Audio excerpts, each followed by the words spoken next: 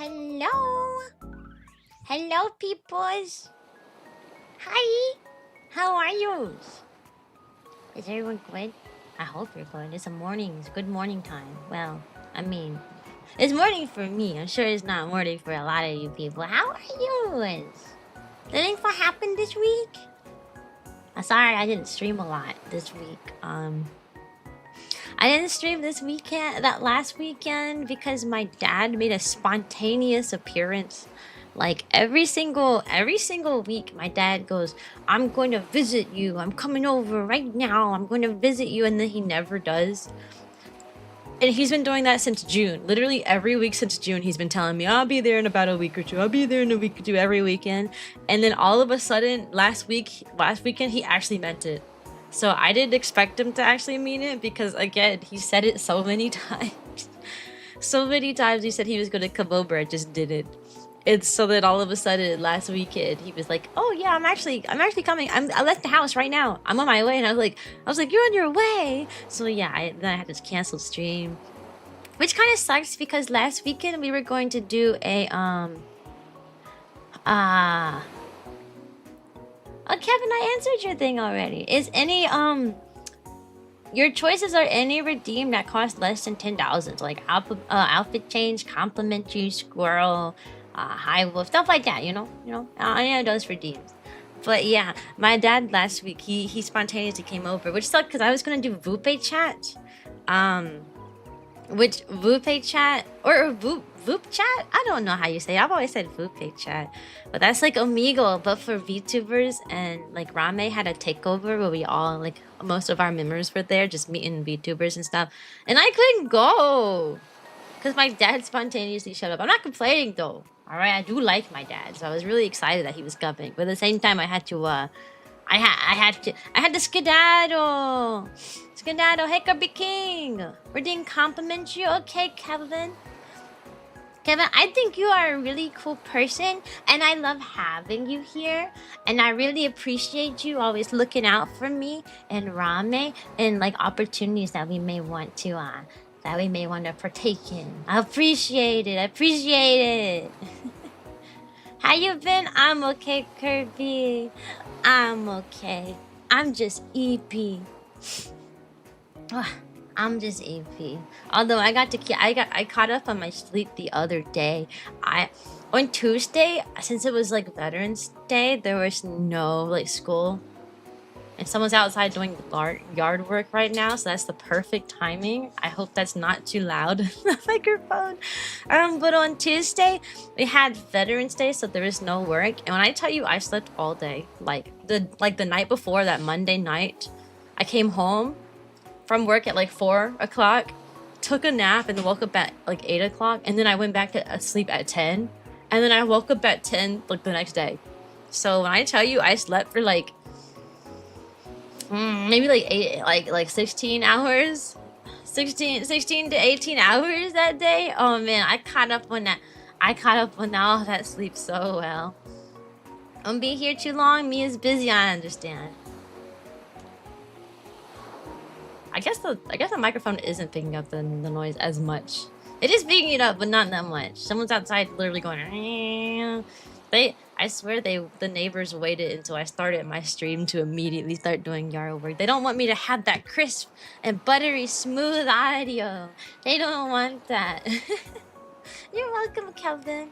Yesterday I wanted to I was going to stream a different game, but then Claire reached out to me and she was like, "Hey, we gotta finish our Kirby Air Ride like speed run adventure before the game actually comes out. The next one comes out on the 20th." So, next Friday, I'll probably be playing Kirby Air Riders on stream if I can get it to work. Last time I tried to get it to work, I know. How would they know that you're starting? They know. They can sense it. They're like, there's a VTuber next door, and they are going to, as soon as she hits start stream, I'm going to start making noises. They can sense it. You know, people can sense that you need quiet. Why do you have a Nintendo Switch as a TV? Because Nintendo Switches are cool. Why don't you have a Nintendo Switch as a TV? Alright, anyways, let me say hi to everyone who's spoken in chat so far. Hi, Sayu. Hi, Kevin. Hi, Wave. Hi, Goofy John. Hi, Full Blossom. Hi, Milo. Hi, Sayu. I think I said hi to Sayu already. I can't remember. Sorry, I'm really bad. Hi, Milo. I think I already said hi to Milo too. Hi, Macaron. I'm so bad. Hi, Kirby King. Hi, Panda. Hi, Cyan. Yeah, and I think that's everyone. Yeah, that's everyone. My YouTube chat is extra empty today, especially empty. It's just. I'm streaming to the YouTube void right now. I'm a go. Goku Black is online server. Tell him I said hi. Okay, I'll tell him you said hi, Kirby King. I'll tell him you said hi. Bye. You don't have a switch to the TV because I don't know how that works. It's simple. You just attach it to the wall and then you play it. It might be kind of small though. You might have to get somebody to make it bigger though. I have power rate today. It's blue like me. It's blue like me. Oh my gosh, sorry, I'm scratching my nose and my mouth doesn't know what to do about it. You know how to make it big? Oh, okay, yeah. Go get a Nintendo Switch and make it huge. Alright, y'all. I know what you're really here for. My re-debut is in 1 whole week from now, and I'm really hoping I can actually do it next Saturday. Some of the artists I'm working with are moving kind of slow. Kind of slow low-key. One of the commissions, my biggest commission was due like 2 days ago, and the person like delivered like she gave me a preview of it 2 days ago when it was due. So hopefully that gets all fixed up and ready by the next Saturday. It should be, but I don't know. It takes a long time for that artist to like look at my message and respond. So like if I have like more than like 1 or 2 commissions, then it might take a while. How are we doing? I'm doing okay. Hi Nyla, how are you? Just got a wizard. I just get a wizard and tell him to cast a spell to make the switch big before I attach it to the just go hire your local wizard. Also, hi Kobe. Switch from Twitch to YouTube. Oh, this is Milo. Okay, yeah. Go get my YouTube views a little higher so somebody would join. Hey Strap, can't wait for the new emotes and everything new. Aw man, I have 10 new emotes. 5 are already done. I got the other 5 sketches last week. I also remembered, Kotaru reminded me that one of them probably won't be allowed to go on to Twitch in the first place. I completely forgot that Twitch doesn't usually like it if you have an emote that just has a singular letter on it, because people will use that letter to try and spell some not so friendly messages. And I was gonna get like an F emote, you know, like F's in the chat type of emote. But Kotaru like today was just like, you know, by the way, Twitch probably will decline like that emote upload. And I'm like, oh yeah, you're right. So it might be 9 emotes on Twitch and 10 in the Discord though. I completely forgot about Twitch's little policy about singular letter emotes, so that sucked. You just got a lizard off your finger? That's so random. Can I have the lizard? There was a really, really cool looking lizard in a classroom the other day. Like, it was super cool. It was like black and it had like yellow, like, and blue, like on it, like yellow and blue stripes. Oh my gosh, the person who's working on the lawn outside is getting closer. They're so loud. Welcome to the puppy praise call. Get a mini fridge. You get a mini wizard fresh from my fridge every week. Yeah, me too, man. I open the fridge and there's a wizard in there, and he grants me 1 free wizard wish every week. You get 1 free wish, so it's pretty cool. But yeah, everything's coming out quite nicely. By next week, I will have everything I've commissioned so far. I commissioned like completely new overlays and stuff. So like, you know, like a new just chatting stream, new gaming screen, new be right back screen, stuff like that. For my re-debut, new panels. So like my Twitch panels will be different, new banners, so everything matches. I got a new, hey Retro! I got a new profile picture commissioned. I got a Chippy art from the Chippy who did the previous like starting stream Chippy, so I can get that replaced, right? I got like a half body like commission too. I gotta look for new music for my streams. I was thinking with the teacher theme, I was thinking like piano, a lot of pianos. So I will probably have like a more calmer like piano type background music. Cause I don't know, pianos or like xylophones, you know, or like little bells and stuff. I feel like that matches like the kindergarten like aesthetic better. I'm gonna switch my username to Twitch one I use on YouTube. Okay. What else? My model's fully rigged. I keep getting nervous that I'm going to use the wrong model on stream. I'm gonna pop up with my new outfit. And I'm like, oh whoops, sorry guys, my bad. Oh, we get to see the new you. I'm really excited. I do plan on really leaning into this debut, this re-debut, with a bit of role play, because I think that would be a lot more fun than if I just walk in and say, oh hi, I'm Cyan, but you already know that. I'm teacher now. Alright, let's get it. You know what I mean? You know, yeah, try to ease into it. I'm really nervous though, because you never know like if what people are gonna like and what people are gonna dislike, or what people got to say about like a design. I'm not worried about like how Twitch perceives my design, because you know, people who generally speak in my chat and in my community are really sweet, right? Like you guys are so used to me being around, and you guys are super nice because I cultivate my community to be nice, and if you're not nice, you get kicked out, right? I'm more concerned about like the general public and their perception on everything. Like, for example, my marching band outfit, like ever since I started making like TikToks and like YouTube videos and stuff with my marching band outfit, it's been kind of oh, what's the word? Frustrating. Frustrating, because every single like TikTok or like YouTube video, like I get a lot of comments on people like just arguing, like debating in the comment section about like what I'm supposed to be. She's a marching band dog. No, she looks like a nurse. No, she looks like an ice cream parlor. No, she looks like a fast food, where like people like debating in the comment section are going, oh, she has a terrible design. Ugh. That made me frustrated. So hopefully, hi medics, get yourself some good sleeps, friend. So hopefully, this time around, people won't. This time, I'm hoping that people can look at my model and go, okay, this is a teacher's outfit. I think they will, because I didn't even mention it to like my ramen members, but when I showed them the outfit, they were like, oh, teacher science. Like that's the first thought. So I'm hoping that's everyone else's first thought too, but it's really scary. Like you never know. You never know. They will love it. You think so? Medics has seen it. Medics knows. So if Medics says they'll love it, then maybe they will love it.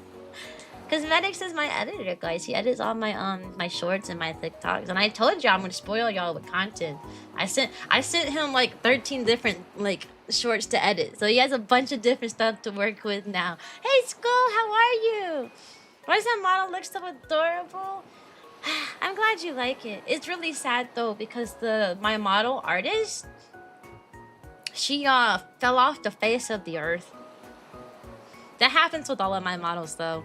Like literally, I've gone through like 4 or 5 different like main models, other than the one that I drew myself, and the artist always disappears. So, I mean, I was having trouble with my model artist initially anyways.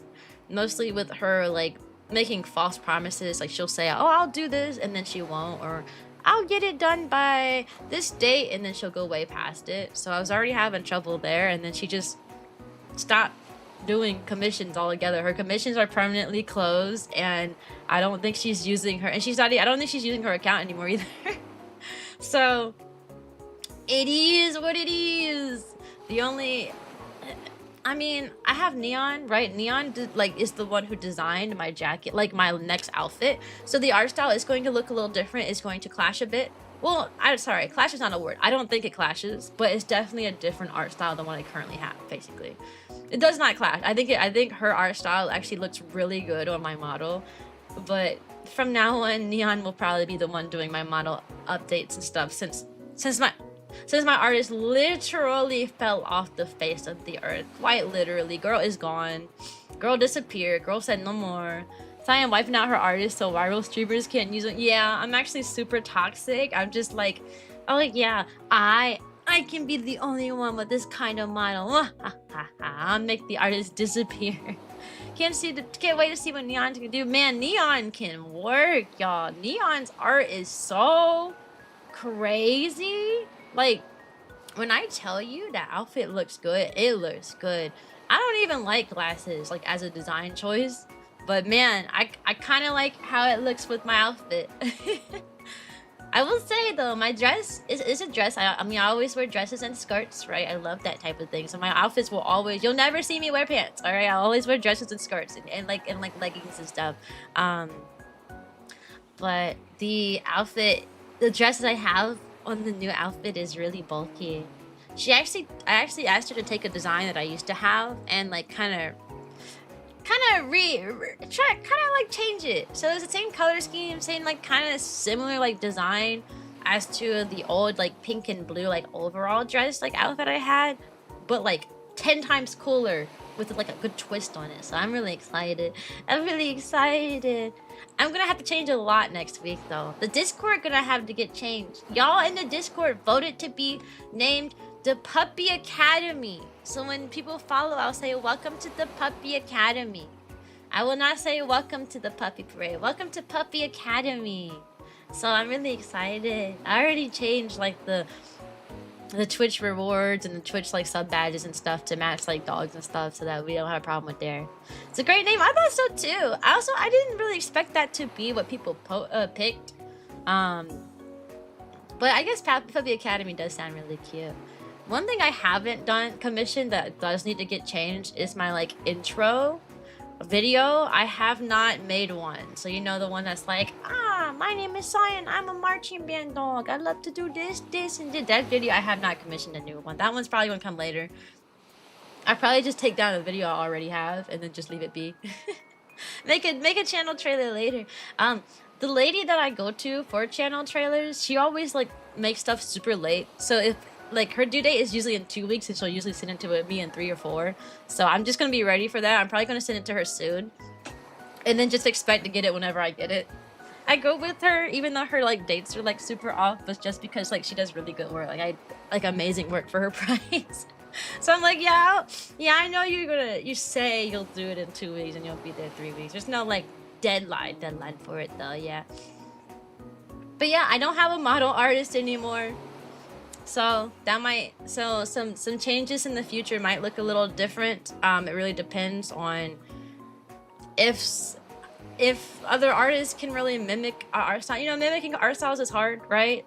So like outfits are fine, but I feel like once it comes down to it, like different hairstyles would probably be hard to mimic. You know what I mean? Like if I wanted something that wasn't just like straight hair or pigtails, then I feel like that might become a problem, just because, you know, the front hair is never going to change, but you gotta get the back hair like to match the front. That might be a little bit hard.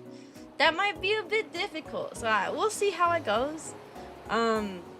We'll see how it goes. If not, then I don't know. Hey Collins, how are you? Be right back. Okay. Did you guys see the in the Discord? I showed part of my model, right?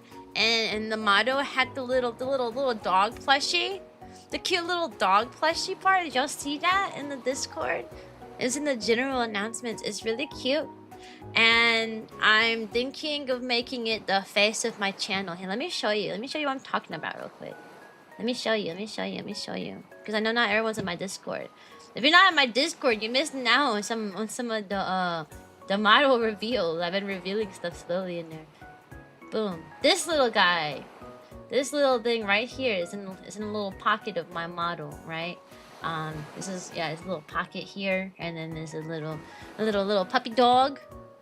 This is going to be, I'm working on having this be my new mascot. I think it'd be really cool and really cute if this little dog guy was everywhere. You know how like VTubers be having those cute little mascots and stuff in their channels? Well, this is a little plushie. My plushie can be a mascot. And if I ever become like a big VTuber someday, I could sell these plushies. I think that'd be so cute and so perfect. I really love this little guy. I do. Dude, I'm sad that it's only in the pocket though. So like you might not be able to, you probably won't be able to see it in like a like day-to-day stream unless I like zoom out. But it's really cute. It's really cute, and you can see how like the art style, for example, is different. You know, Neon's art style, she does use like a lot of like crayon-like textures, and it's really cute. It is super adorable, and I really love it. But yeah, you can. Yeah, it is really cute, but she's going to probably be my model artist from now on. Cute puppy, yeah! I'm so excited. I'm trying to get more commissions of the cute little puppy. Cute little puppy. I just don't quite know what I'm gonna do with it. Maybe I'll get like a little plushie commission to like just sit in like the background of the streams. Or maybe just sit like on my head or something. That'd be a really cute. That'd be really cute. Hey Ghost, how are you? That'd be really cute, I think, right? Like, just have the plushie on my head. Or maybe have the plushie, like, hold on to my shoulder. Oh, that'd be a fun one. Or at least just hanging on my shoulder. Or maybe it'd be, like, sitting, like, in the corner of the room. I'm not really sure exactly where I'm gonna put it, but it can't just stay in my pocket all the time, but then you won't be able to see it. And something like that cute, has to be shown on stream. Something that adorable, it's gotta be shown. How's it going? It's going good. Did I say hi to Collins? Hey Collins, how are you? I think I said hi, but I can't remember. I've been kind of out of it lately. I've been eating way too much sugar and not enough real food. Yesterday, when I tried to stream Kirby Air Ride with Claire, when I tell you I was so out of it, like my thoughts weren't thinking, and I just could not figure out what was going on, like at all. It was bad. Like to set up, you should have seen me like trying to set up stream before it started. I literally could not figure out what was going on. Like I was like, oh, I gotta do share chat. Let me open Google Chrome, and then I forgot. And then I'd be sitting there like, I was supposed to do something. And then I was like, oh yeah! And then I opened it up again. I was like, wait, why did I open Chrome again? And then I closed Chrome, and I'm like, wait, no, I need to do shared chat. Yeah, it was a whole thing. Cause you know, I don't use Microsoft Chrome. Microsoft Chrome. Wow, that was bad. I don't use Google Chrome. Sorry. I use Microsoft Edge. I know. Oh my God. She uses Microsoft Edge. That's so terrible. No, I use Microsoft Edge because it doesn't use as many resources. I've been traumatized in the past. All right, because remember, welcome to the Puppy Parade Stardust. Because remember, in the past, when I would stream, I used to stream on a really, really old like laptop for like 4 years straight. I streamed on a laptop. The first like year and a half, it was a super old laptop, so it hardly ran anything. And then like 2.5 years after that, I streamed on a slightly better one, but it still couldn't run a lot. So I was constantly having to maximize my resources, you know. And Google Chrome always used way more like GPU and CPU than Microsoft Edge did. So that's why at some point I started just using Microsoft Edge, because it just used less when I didn't have much to use in the first place. It actually uses Chrome framework now, actually. Well, that's good. Now that it's doing that now that I have a beefy computer, I can use it where I want now. But in the past, man, it was so bad. It was like the difference was like night and day. I remember I used to play D&D on my old laptop, and the only thing I'd have open was like OBS to stream, and I would have the website for D&D, and that website on Chrome was not it. That one website used to max out my computer, and then I opened it in like Microsoft Edge, and suddenly it was working. So it was yeah. I had to switch to Edge just because of my hardware limitations. Eliminations. The star just blur. Hello, friend. Hello, friend. See, I don't even remember what I was just talking about. Like that's how out of it I've been. I've been eating too many sweets because Kotaru made me come to the store with him when he goes shopping. He knows how that's going to end. Every time I go to the store with that man, he's going in there picking up food, and I'm like, ooh, cookies, can we get it? Ooh, Pop-Tarts, can we get it? Oh my gosh, I found there's edible cookie doughs that like these stores like Walmart and stuff be selling now. Now you can get just edible cookie doughs. Like, hey Hedgehog, y'all having a good day? So I got edible cookie doughs. We bought 2 boxes of Pop-Tarts. We got Powerade, which I mean it's not really sugary, but it's not water. So I've been eating a lot of cookie dough and Pop-Tarts. And then at work we have this like vending machine right in the teachers lounge. And you have to pass it every day, right? Because you gotta go in the lounge because that's where our mailboxes is to get like the papers and stuff we need for the day, and also to clock in to say that you're working. So every time I walk in and I see this vending machine full of snacks, and I just have to buy a snack, and I just have to eat it. And the school gets so much money out of me. Whoever's running those vending machines, they're going to become rich just off of me single-handedly because I put so much money into those stupid vending machines. It's bad. It is bad. Sometimes I tell myself I'm going to do better today. And instead of grabbing like a Snickers bar or like a Kit Kat bar, I'll grab Cheez-Its or a bag of Doritos or something out of there instead. Hey, Vibsy, you knew I was addicted? Yeah, I'm addicted to sugar. I'm actually made a TikTok about it, but y'all get my TikToks back in a week. My first one I'll post next week. You'll get them back. You'll see. If I was around, I'd have to ask if you seen you randomly run around the house. Well, I don't run around the house like I have zoomies. But I do break out into song and dance. Well, actually, no, I can't. I don't run around. But yesterday, I did randomly start doing jumping jacks, or I started doing like this little hop and skip, like little jump dance. I don't know. I don't know how to explain it. But he also feeds off my energy. So if I do a hop and skip dance, sometimes he'll walk up to me and he'll do it too. So I guess my version of the zoomies is when I start randomly hopping and dancing around. That's what I do. I don't run. Run? No. Jump and dance? Yeah. Those would be Cyan zoomies, like a puppet. Yeah, that's my kind of zoomie. My kind of zoomie. But it'd be that old laptop. Plus, while Edge is built on Chrome now, it works within Microsoft. Oh, okay. You think that's what zooming is? Oh, okay. Yeah. Then I have the zoomies. I am technically a zoomer, right? I'm Gen Z. A zoomies for the zoomer? Yeah. Can't wait for your TikToks again. Yeah, I know people miss them. I sent off 13 to be edited to Medix. To Medix, who's my editor. So you at least get 13 out of me if I don't send anything else. Okay. And how old were you? I'm in my 20s. I'm in my mid-20s. If you pay attention, if you were here in my streams from a long time ago, you would have like caught on to when I stopped saying I'm in my early 20s and when I started saying I was in my mid-20s. Because I did change. I did change from saying I was in my early 20s to mid-20s at some point in my streaming career, because I did go from early 20s to mid-20s. I haven't streaming since 2021, so you age. Yeah, I'm sorry. I'm not one of those VTubers who's like forever 18. I do age. Considering how you are in some same generation as me. Oh, we're in the same generation. Oh, I just popped in to say hi. Hey, Brandon, how are you? Our zoomies is so much energy and happy that overwhelms you enough to do things like jumping jacks and singing.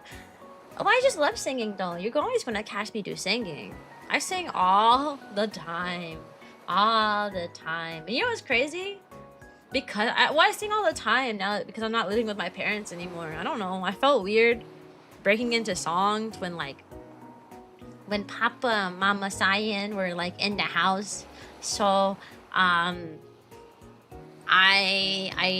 now that I'm like on my own and it's just me and Kotaro, yeah, I'd be singing my little heart out. Especially when he's out the house and I am just alone. Oh yeah, I'd be putting my whole lungs into it. Which is funny because my singing is actually getting a lot better, and I think it's because I'm singing so often now.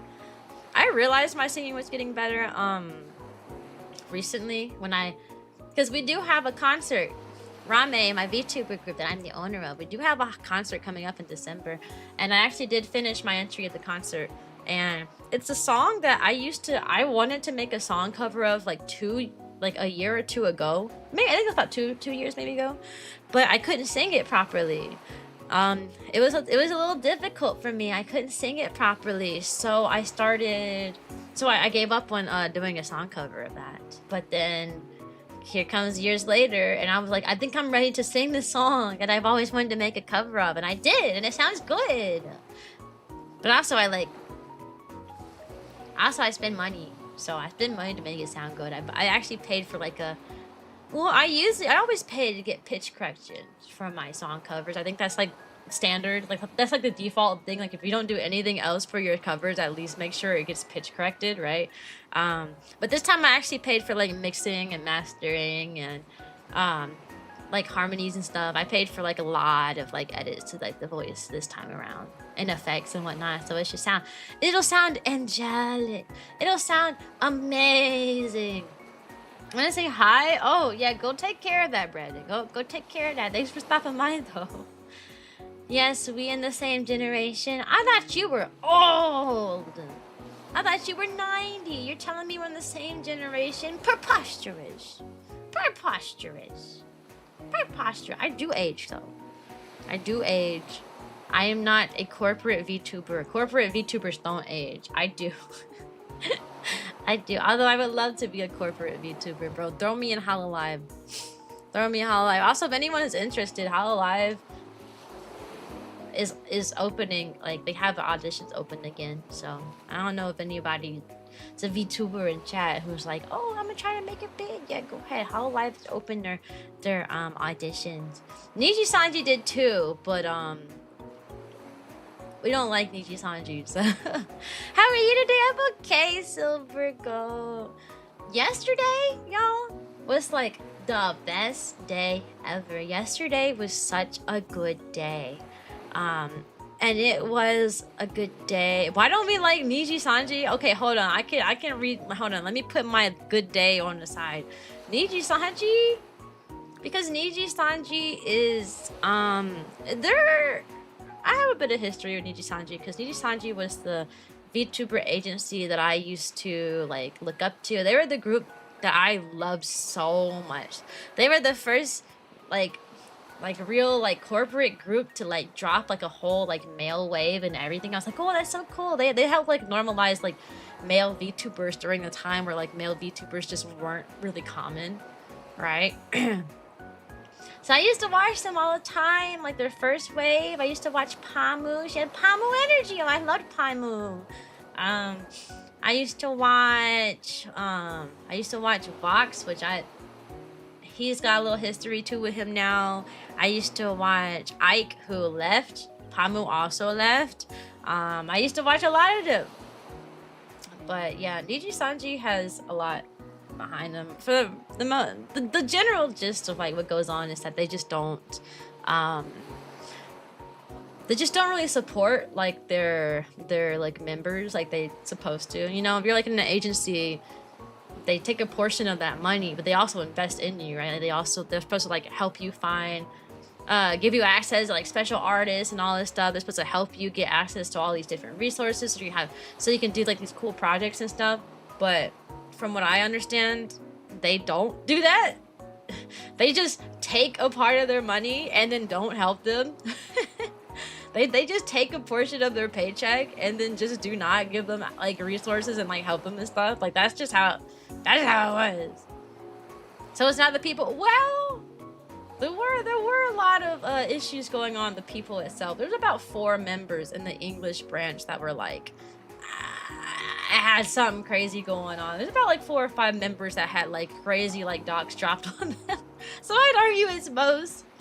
So people call them like people call them Kuro Sanji, which means like black Sanji, like it's a black company, which a black company is just a word that they use to describe like a company that just does not treat their people correctly, basically. It's a whole thing, dude. There's like so many videos about it. You've been in suspension for 99. No, why would I do? Why am I in suspension for so long? I do. So yeah, I used to love Niji Sanji. I literally remember sitting in the Discord when the Luxium wave dropped, I remember sitting in the Discord and the voice chat, just like watching it with like my VTuber friends and like fangirling over it. I'm like, oh my gosh, this one's so cool. Oh, I'm gonna watch this one. Ooh, oh my gosh, this one's amazing. Oh, I want to watch all of them. They're so cute. Wow. To now, I'm just like, ooh, ew, Niji Sanji. Ooh, oh no. Niji Sanji, most of their members have left, like their English branch. Like, I'm trying to think. They're like, Pamu left, Ike left, Celine definitely left and created a whole storm when she did. Nina left. Those are the names of the people I know that like I actually kept up with. Now there's a lot more people who left. Like, what's his name? What was that dude's name? Oh, I can't think. I can't think of their name. I can see their like picture in my head, but I can't think of their names. A lot of like, half of their members left. Like, it was bad. It's bad. But anyways, now that I've talked about that, I can go back to what I was talking about before. Yesterday was such a great day. Yesterday was like the bestest day ever at my job. I had a really fun time yesterday. And it's because yesterday was a field trip day for first grade, right? First graders went on a field trip. I'm a kindergarten teacher. That'll be more clear next week when I re-debut, all right? As a kindergarten teacher. Right now, I just know I'm a kindergarten teacher, yeah? So first grade went on a field trip, right? And y'all know I teach kindergarten. So first graders are my babies from last year, right? A lot of my babies from last year are in the first grade now. And teach now. I've been teaching this is my 3rd year teaching. I've been teaching since 2022. But anyways, they came down. So since the field trip happened, and because the field trips are expensive this year, I talked about it before. Field trip prices are going insane. Like last year, for example, we went to the park as a field trip for $3. This year, if we were to do that same field trip to a free park, it would not be $3. It would be $12. All right. So like the base price for a field trip now is just expensive. Like if you want to go anywhere, it's always going to be in the double digits now, even if you go around the corner or like down the street, right?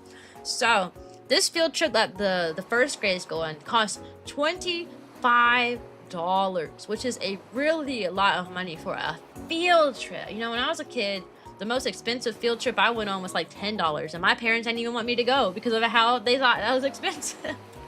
So yeah, the field trips cost a lot more, which means out of like 80 or like 90 like first graders, on like a good like 30 something kids did not go because it costed so much. It costed so much.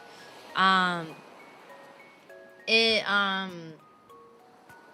costed a lot, which means a lot of them stayed back. So I looked at the list of the kids that were staying back because they're going to disperse. They were going to disperse those kids to the kindergarten classes and to 2nd grade classes too. You know, you don't go on a field trip, you just hang out in other people's classrooms. And I was allowed to take my babies from last year and have them in my classroom for the day of the field trip. And when I tell you, I was so excited. I was so excited.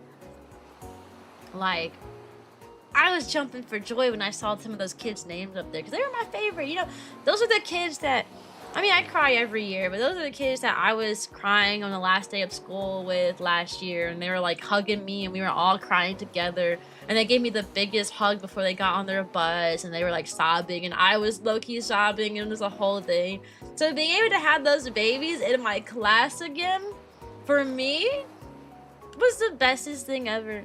And my favorite thing about working with kids, right, is how much they grow. You know, I teach kindergarten for a reason. And kindergarten is, kids grow so much. I mean, in the beginning of the year, they're usually unable to like do a lot of things, right? Like in the beginning of the year, they can't hold a pencil. Some kids can't even put their book bags on. They can't zip it up. They can't close it. They can't even put their jacket on for some kids, you know? And they've never had to follow rules before for some kids, right? So like the kids in the beginning of kindergarten are so different by the end that you don't even realize. Like, you know, they're like completely different children, right? So seeing these kids, you know, middle of the year of like first grade and seeing how different they were from when they were in my kindergarten class made me so happy. Because not only did I get my first graders back, right? My babies back in my class, they were also my high flyers from kindergarten. So the ones who like were performing above the rest, right? So meaning I told them, I said, you're going to be my assistants today. Do you want to be my assistants today? And they were like, yeah. And they were so excited. I said, okay, well, you're going to do what I do. And I'm going to have you guys help out my kindergartners because remember how last year you guys were learning about shapes and you were learning how to read and stuff? And they were like, yeah. And I said, yeah, they're learning about shapes and how to read and stuff. So I need you to help them. And it was so cute. Oh, Sayu, I hope you have a good day, okay? I take it easy. So the first thing I had them do, right? I gave them, and stuff, all right? I be zoning out mid-sentence, so that's why I be ending my sentences with stuff. All right, so like, the first thing I had them do, like, we were learning about shapes, like rectangles specifically, and I gave them all a marker. I said, when a kid is done with their work and they have all rectangles, they did their rectangles correctly, give them a smiley face on their paper. I said, here you go, here's a Sharpie. Write a smiley face on the paper. When I tell you those kids literally walked around the room, gave everybody a smiley face, and it was such a quiet transition. And I was so excited. I was like, oh my god, okay, so they did good. They were like helping the kids. They were like, no, that's not a triangle, that's not a rectangle. Here, do it again. You know, they were helping. They were really helping. And then later when we practiced like writing our words and like reading words and stuff, I told them to help the kids like write their words and stuff. They did such a crazy job with that. My little first graders from last year, oh my gosh.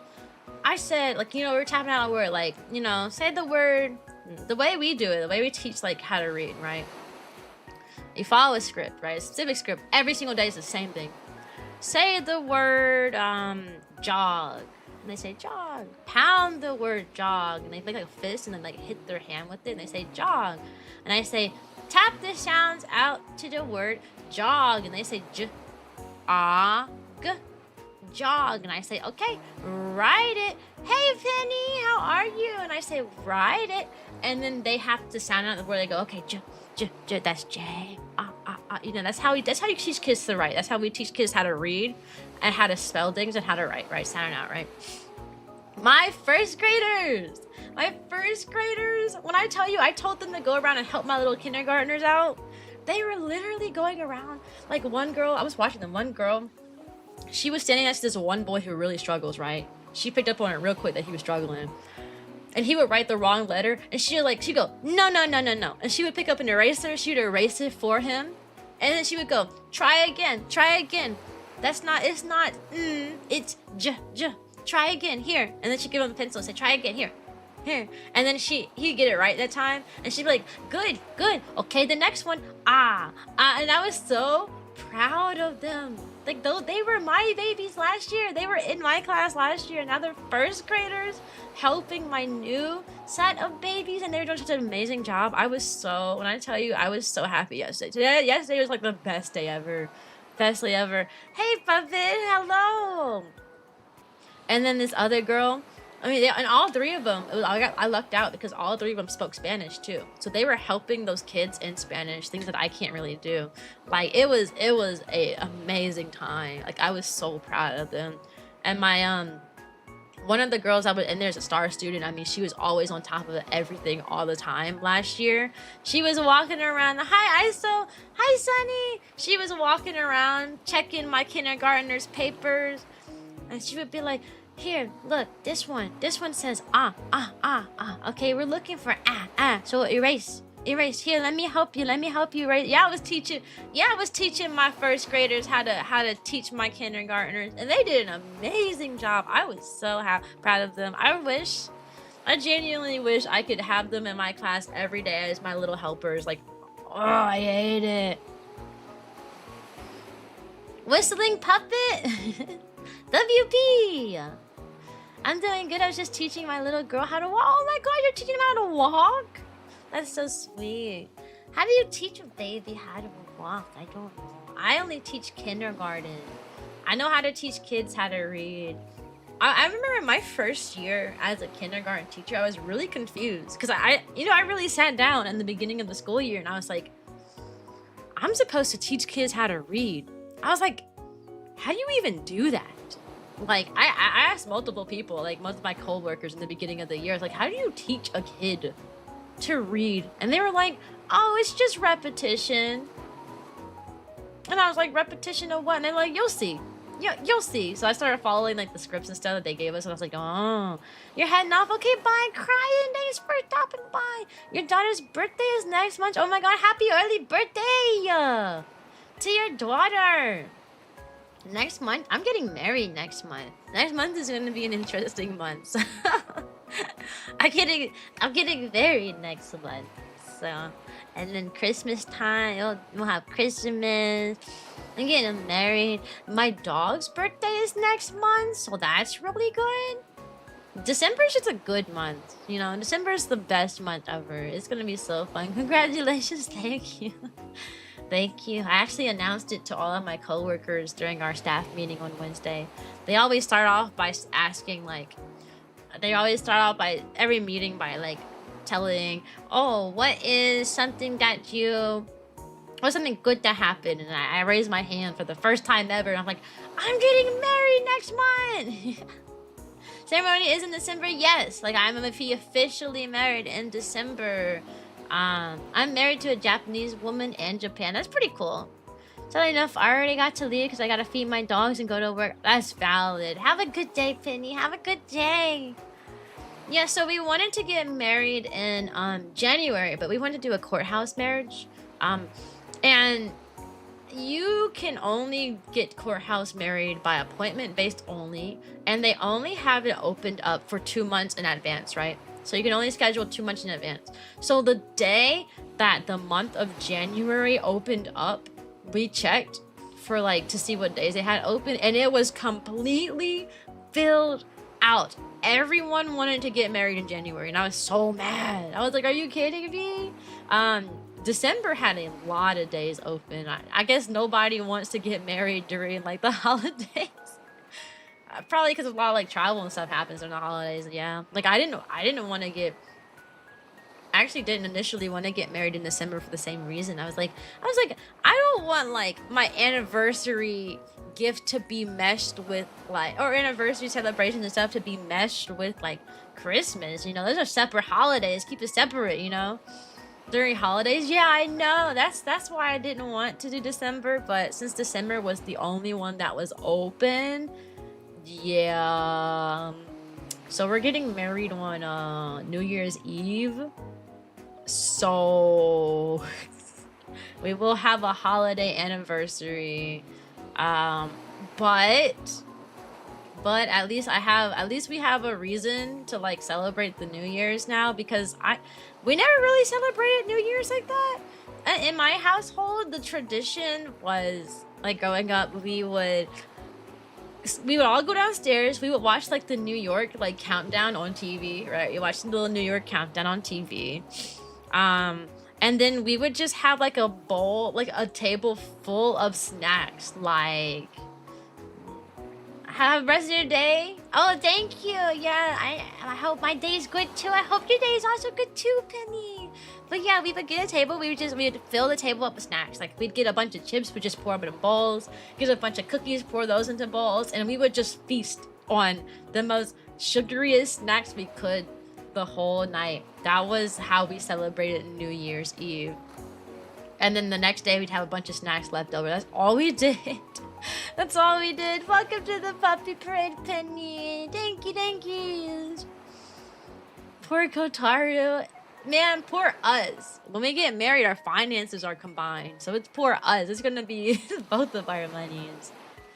New Year's resolution time would also probably be annoying for anniversary. I guess it depends on what you do. I don't think Kotaru's family never celebrated most holidays, so I don't I doubt they do like resolutions. I never did resolutions. I only started doing resolutions when I became a VTuber and saw everyone else doing them. And I was like, you know what? I'll make VTuber goals for my resolutions, which I'm pretty sure I already surpassed. I already completed all my New Year's resolutions for this year. Hi, Dark Entity.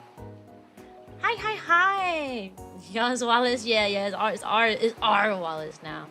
There you go. Supposed to make breakfast for family. Yeah, go eat some food. Go make some good food. Make it yummy.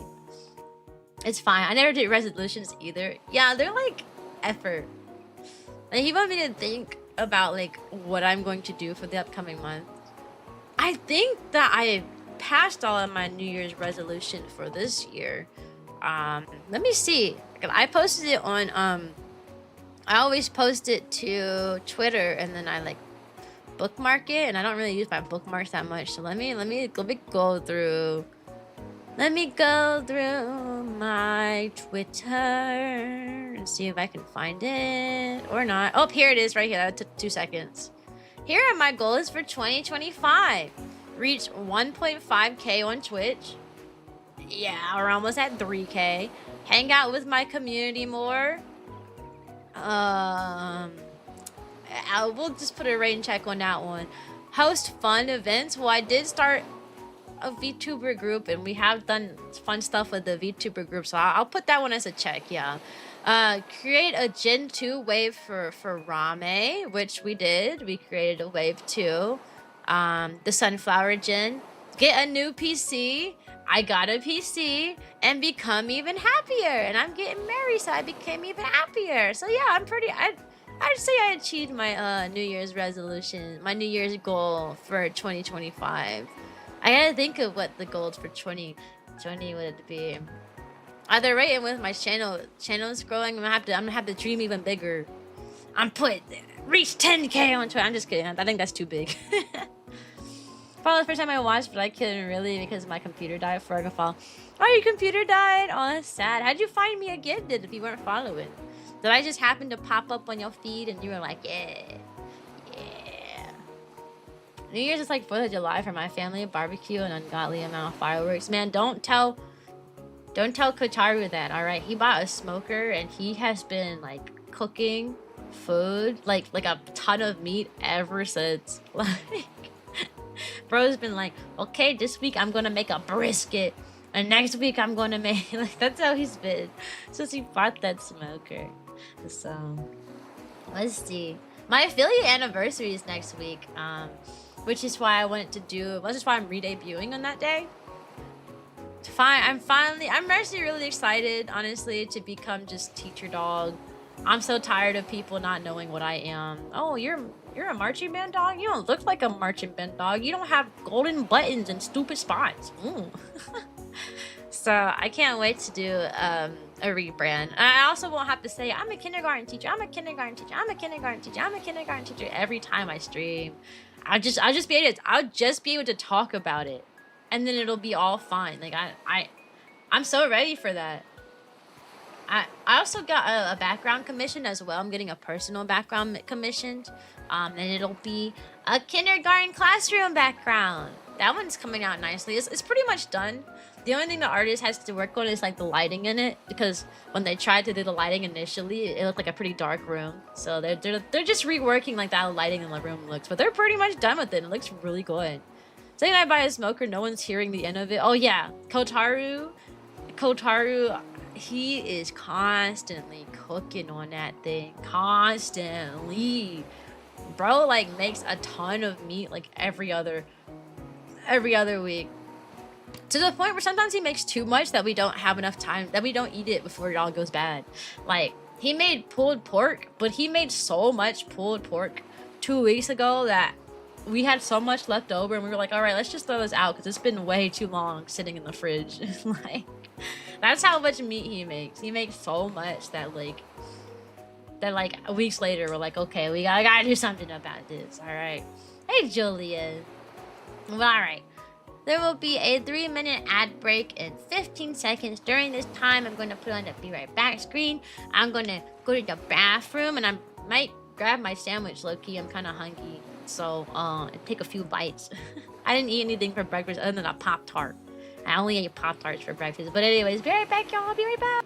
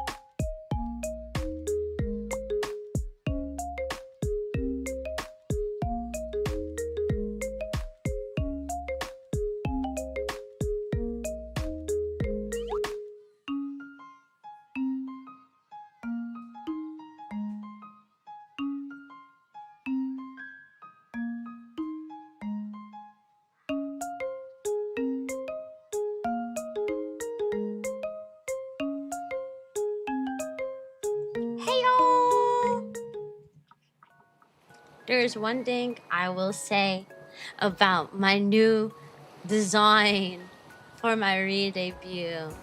Okay, my teacher doggo, my teacher dog design.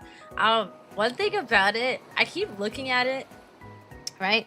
And I feel like it makes me look like such a nerd though. Like that obviously that's the whole point, right? Like the teacher aesthetic is usually a very nerdy one.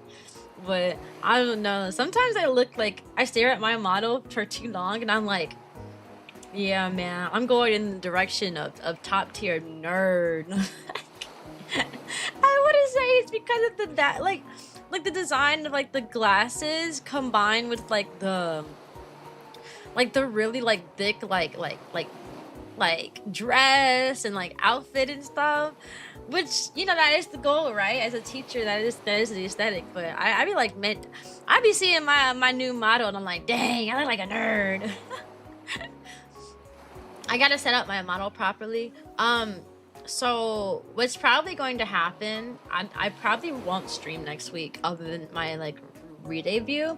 And most if I do stream, it might be like Monday or Tuesday, because then I can go ahead and start changing stuff and have everything ready by the debut. So like instead of me spending all Saturday like changing my website and changing things in like the Rame website and changing the Discord and stuff, I could honestly just go ahead and like make the change now, like over that like the past like week or so I don't have to change everything at one time, basically. You know what I mean?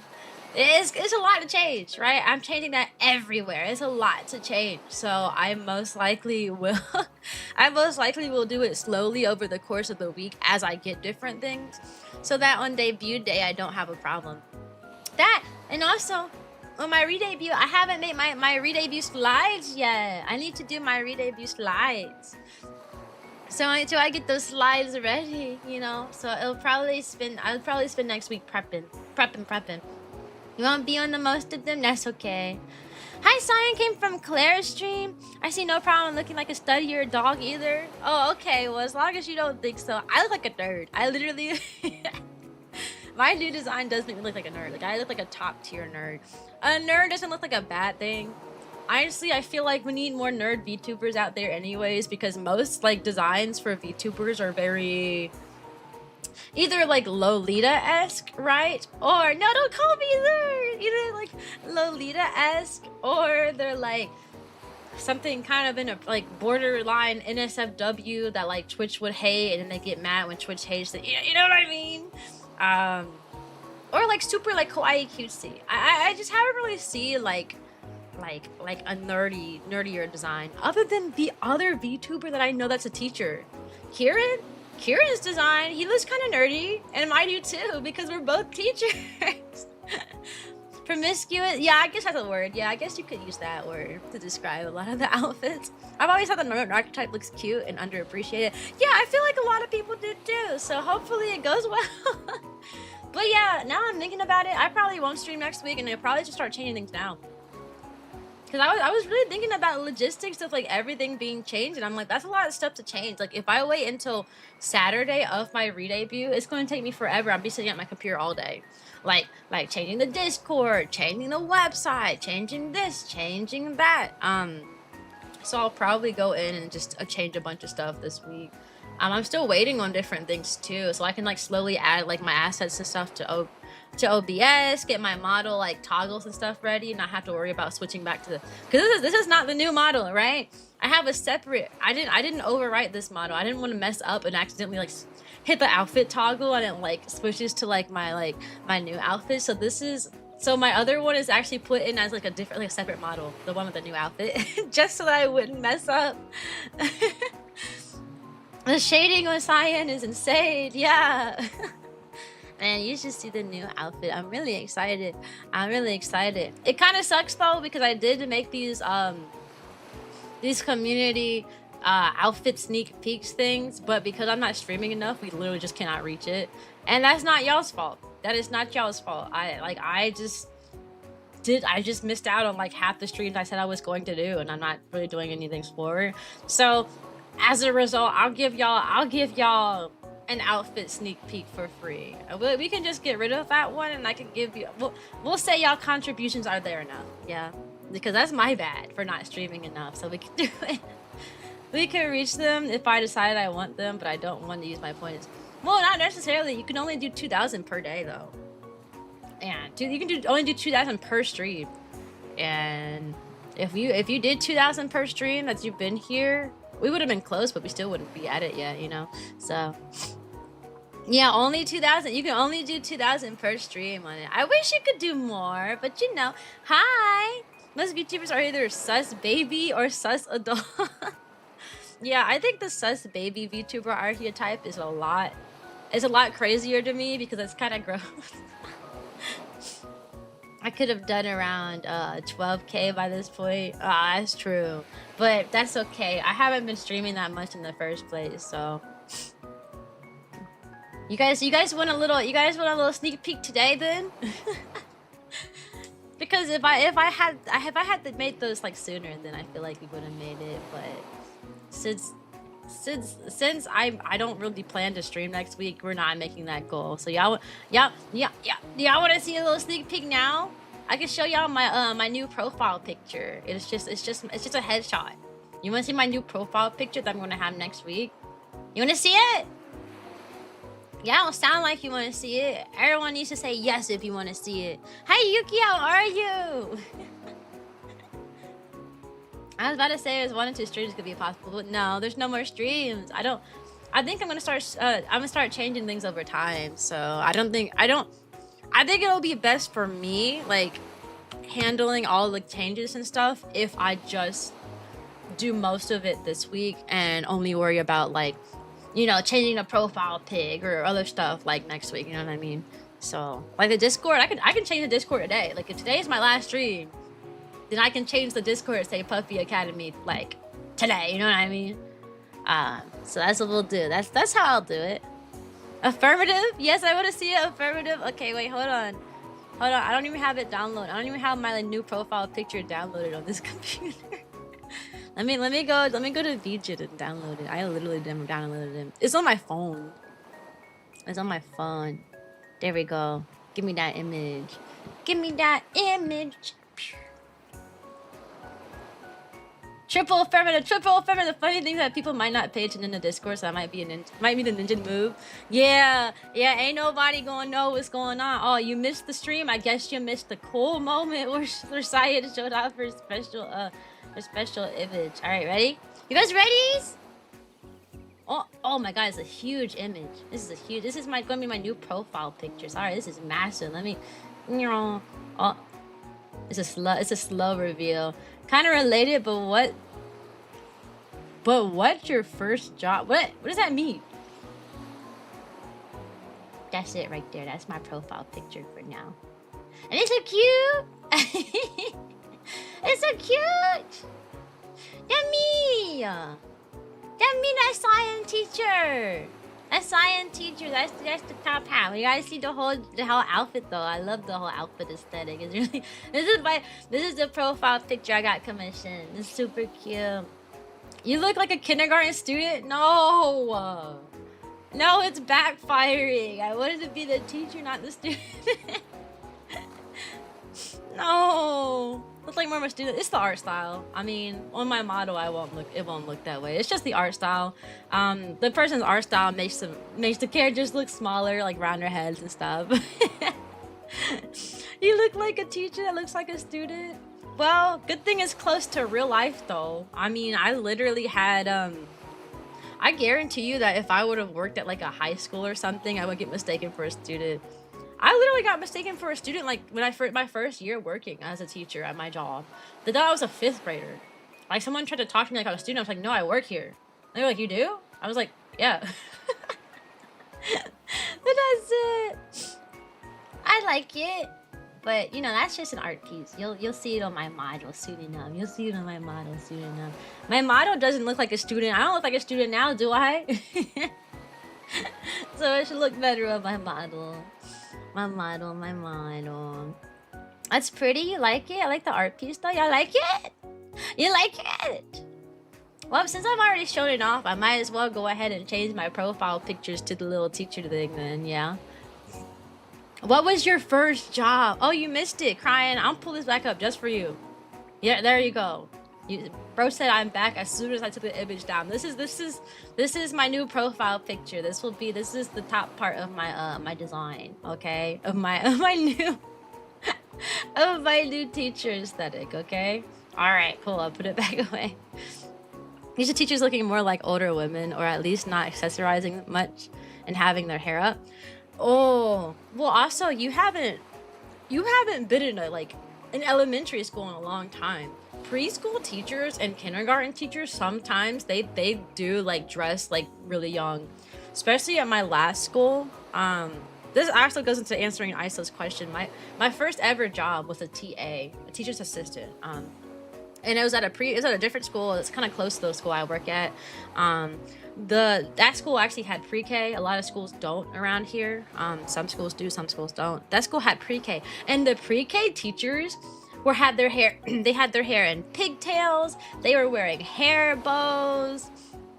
And they had colorful hair bows. There was this one teacher who every day she had like an overall dressed on. Like she looked like she was dressing like the students. Like literally working with smaller children, I've noticed a lot of like adults kind of dress like it too. Hey Yuki, how are you? What are you doing anyways? You want a solution to boring potlucks? Jalapeno poppers, but half are filled with blue cheese. Oh, I'm not really good with cooking. Well, I'm sure that sounds good. Miss Frizzle? Yeah. Maybe dressing like that woman from the magic school. Yeah. They describe dress more like cartoon characters. It's more like, I'm just trying to think. But yeah, like at my last school, at least a lot of the teachers, like the teachers who taught younger kids had like that, you know, they wear like pinks and yellows and blues and bright color aesthetics and hair bows. I literally had one of my TA co-workers who would wear like a tutu sometimes to work. Like sometimes she would have like these these pants, like these long like black pants on, and then she had like a tutu over top of it. Like they, in elementary schools, there's always going to be a few teachers that dress kind of like the kids. Like it's just part of the, it's just part of the job. It's just part of the job.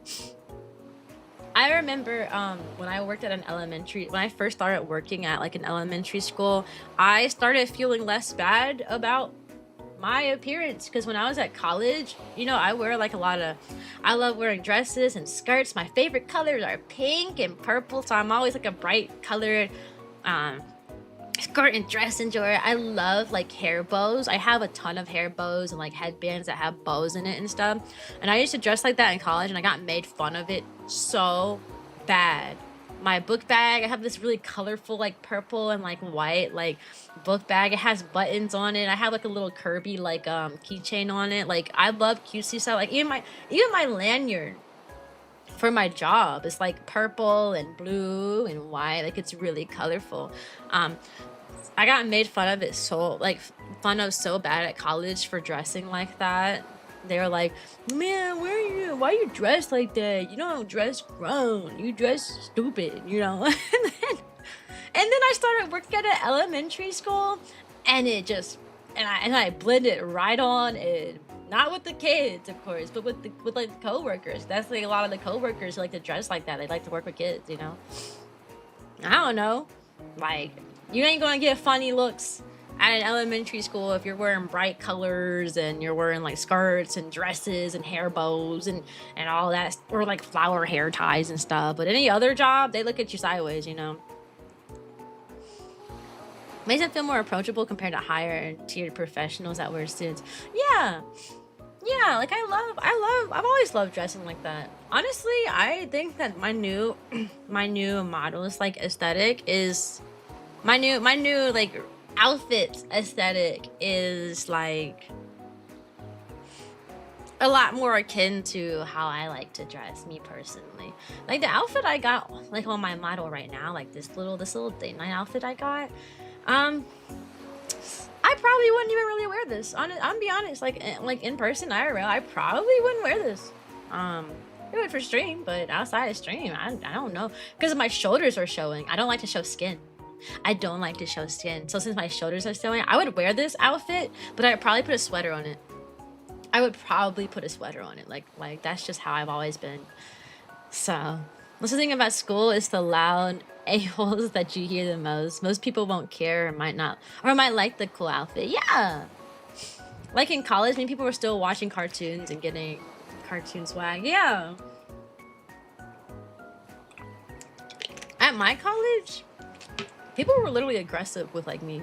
Like I remember one day I wore like I remember one day in particular, I have this all white dress. So I wore this all white dress, but because it's white, you get to wear like colorful things with it. So I wore an all white dress. I wore this like, it was a pretty like vibrant shade of purple. Honestly, it's close to the shade of purple I'm wearing right now, but like more pink in it. Like there's like a pinkish purple color. That was a sweater, that a white dress, a pink purple sweater. And then I had like this like really colorful like necklace and bracelet.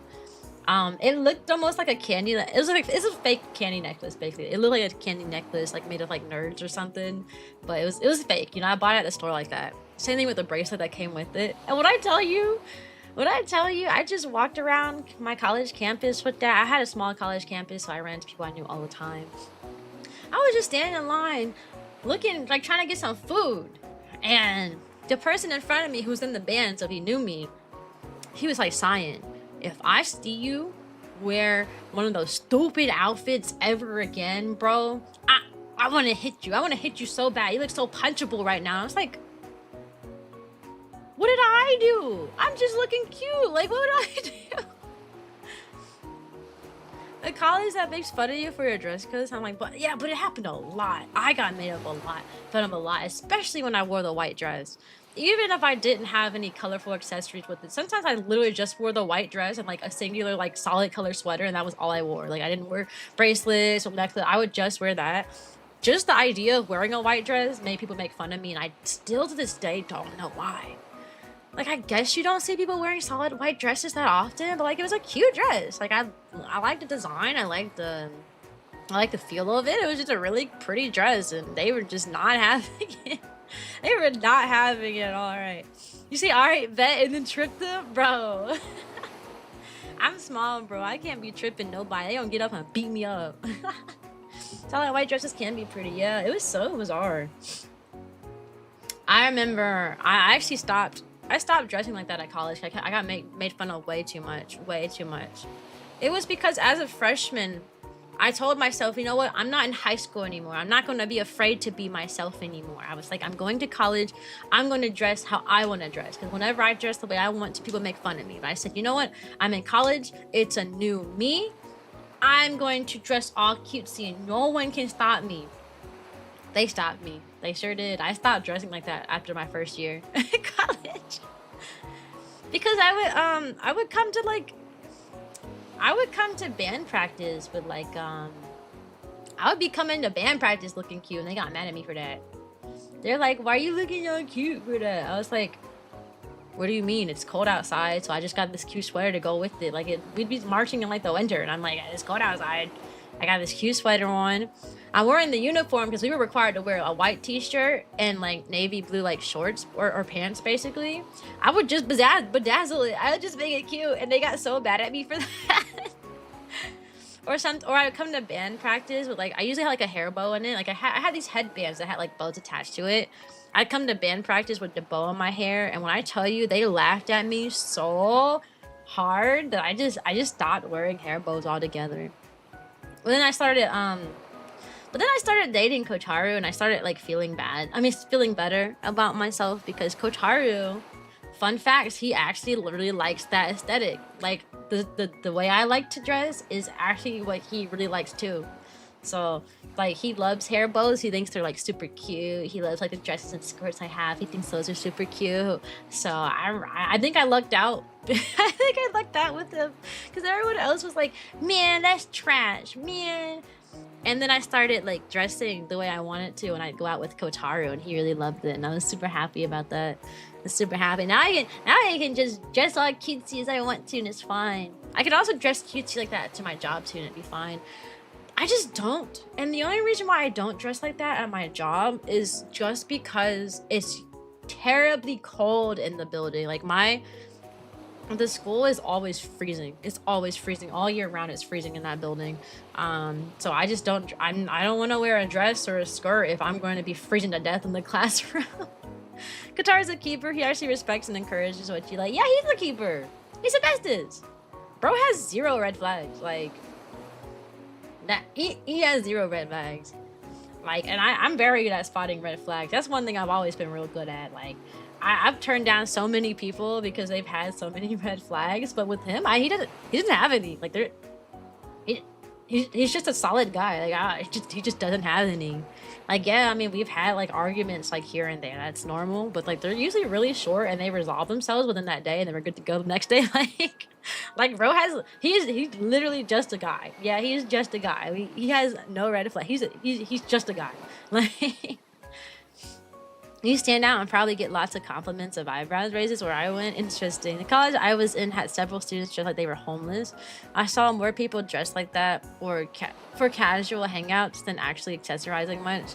At my college, most people wore darker colors, so they would wear like a navy blue shirt, a navy blue, black, dark red. I saw a lot of dark red. I saw a lot of navy blues. I saw a lot of black clothing, and that was pretty much it. Like, if you wore anything that was like on the lighter side, like pink, yellow, yeah, even like a green color, you would stand out so much.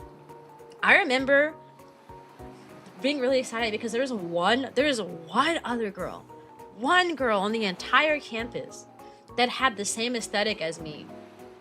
And then I also passed a girl who had the opposite aesthetic as me. So there was 2 people on campus all 4 years at that college that like stood out to me. One who also like wore like dresses and skirts and hair bows and stuff, except she was popular. So I didn't know what that was about. That used to make me irritated. I was like, how come she can do that? But it's fine.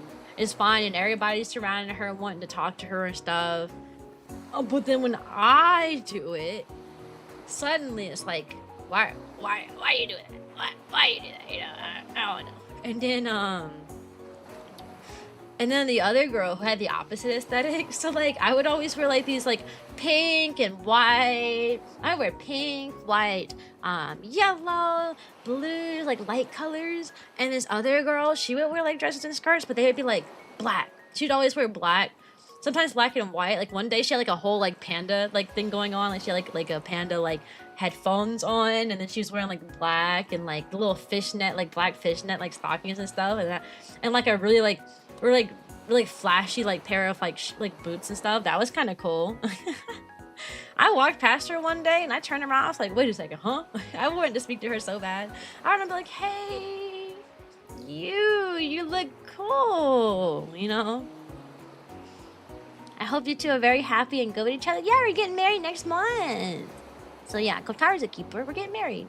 We actually spent Veterans Day going to like stores picking out rings, like wedding rings. So I paid for his ring and he paid for mine. So now we have our wedding rings in place. Was not expecting to spend a ton of money this month, but then we sat there and we're like, wait a second, we need rings. So, but we also got them for good deals because it was Black Friday is like approaching or something, and there's like deals for that. I don't know how Black Fridays work.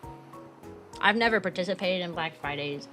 My parents used to tell me to avoid them because there was all those instances where people were like rushing and knocking down each other and stampeding each other and getting hurt and fighting each other over things. So my parents always told me to stay away from Black Fridays. I never participated. But now that online shopping is around, I do feel like that Black Fridays are like a lot less than they were. But there were really good deals on those rings. I mean, those rings, depending on what store you went to, they were up to like 60 to 70% off, which, I mean, when these rings cost like thousands of dollars, right? 60 to 70% off of like $1,000, $2,000 purchase is a pretty good. pretty good, you know. You're buying more stuff for more expensive than usual. That's okay. I think we got a pretty good deal on those rings though, because those rings looked expensive. we even went in one of those we went in some of those like fancy ring shops too. You know the ones where like all the rings there, like the cheapest you gonna find is like 800, 900. Oh yeah. They work retail and Black Fridays are like an ordinary day now. I did work for one proper Black Friday and it was terrifying. Like LA bumper to bumper traffic, but with humans. You know, that sounds scary. I enjoy the sales, but only digitally. Oh, okay. You know, I never really thought about like digital Black Friday, like sales and stuff. I just never participated. My parents always said stay away from Black Friday. So I don't know, but yeah, we did get like the rings on sale for a lot. So that's pretty cool. I was expecting to, you know, the rings and stuff to cost a lot more, but since it was like a good percentage off, it was like a lot better. It was a lot better. I'm really excited though.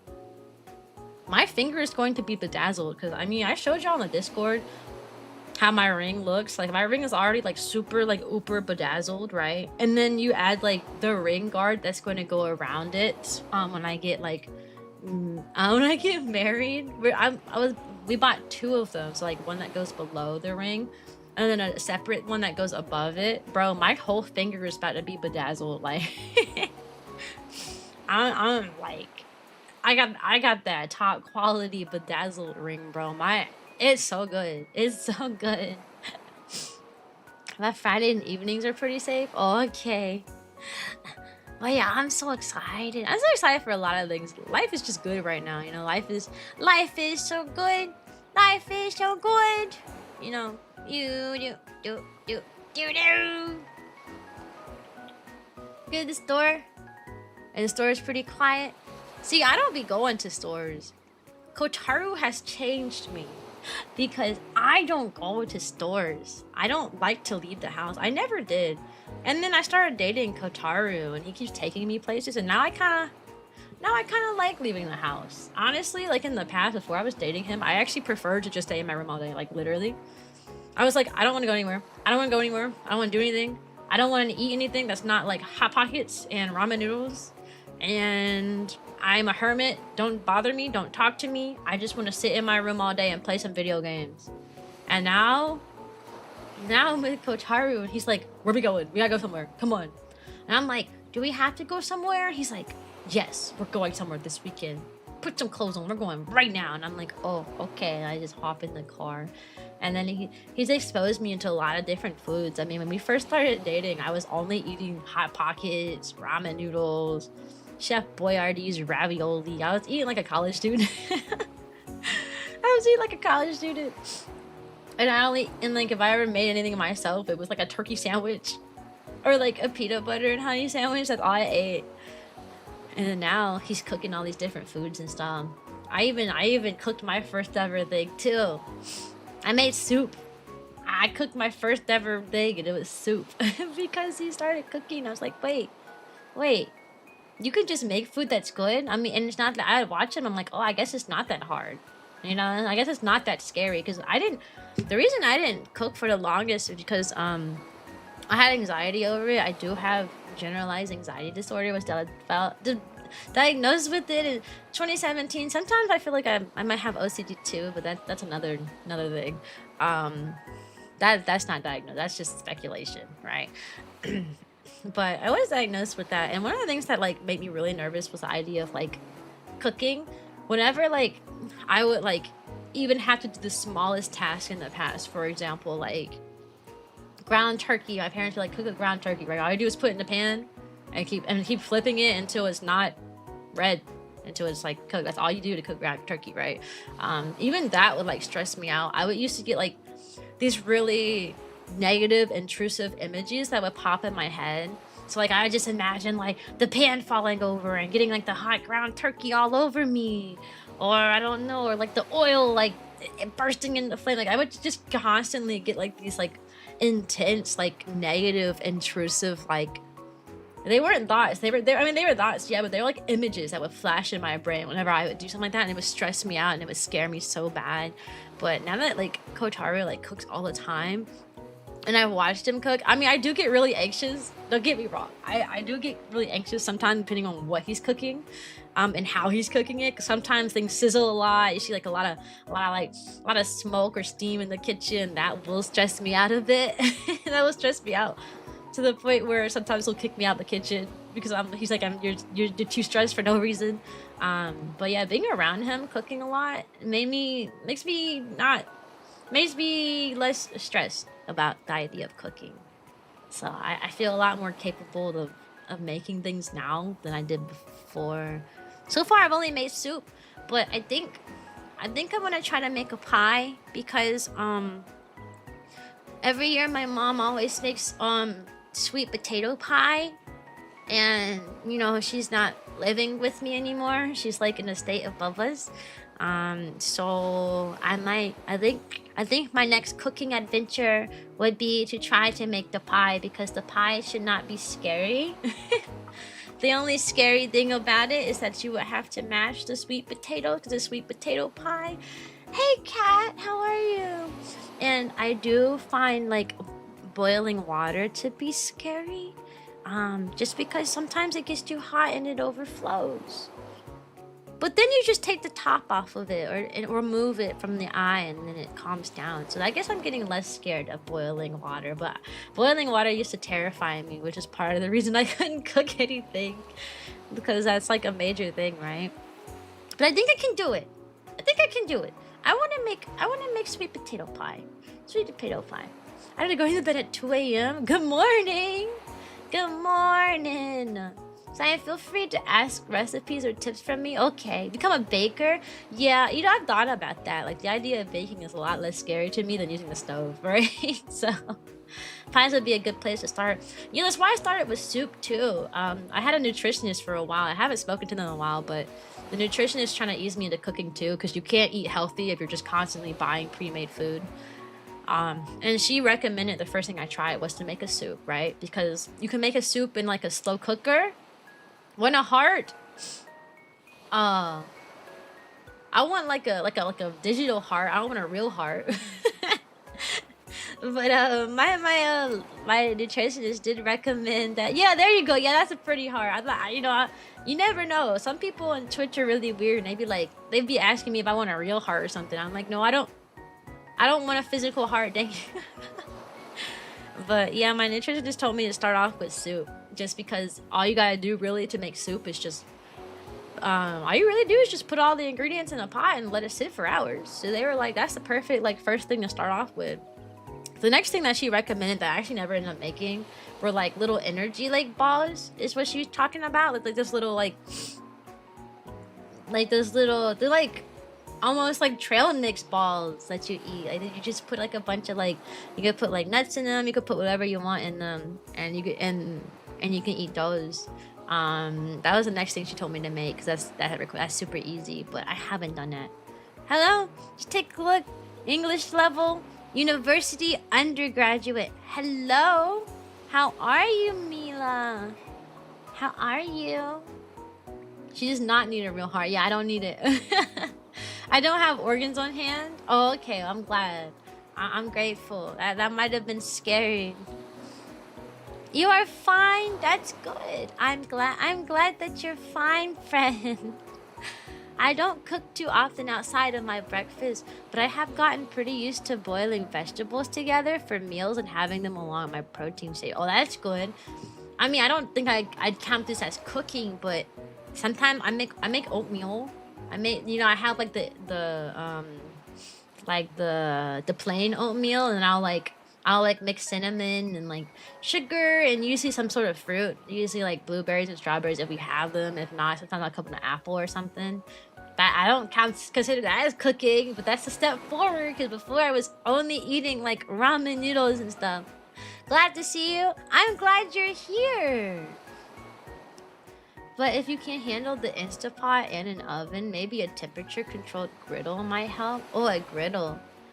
We had a griddle at college. Well, my friends did. They weren't supposed to have a griddle, but at my college, you weren't like allowed to cook or anything. Like we didn't have any like kitchens or stoves or anything. You just were not allowed to do that because too many people were setting things on fire. Just like I've noticed that a lot of hotels now are starting to just not have microwaves in like the hotel rooms. They might like have one microwave in the lobby, but that's it. I've noticed that lately, and it's again because people were causing too many fires in the microwave that they had to get rid of them so that their establishment doesn't like explode. Like it was that bad. Speaking of controversial topics, African elements have 40,000 muscles. Why is that controversial? Also, hi Silver King, and welcome to the Puppy Parade Cat. Real life Sims, yeah. Like, I don't know. The closest I've ever come to starting a problem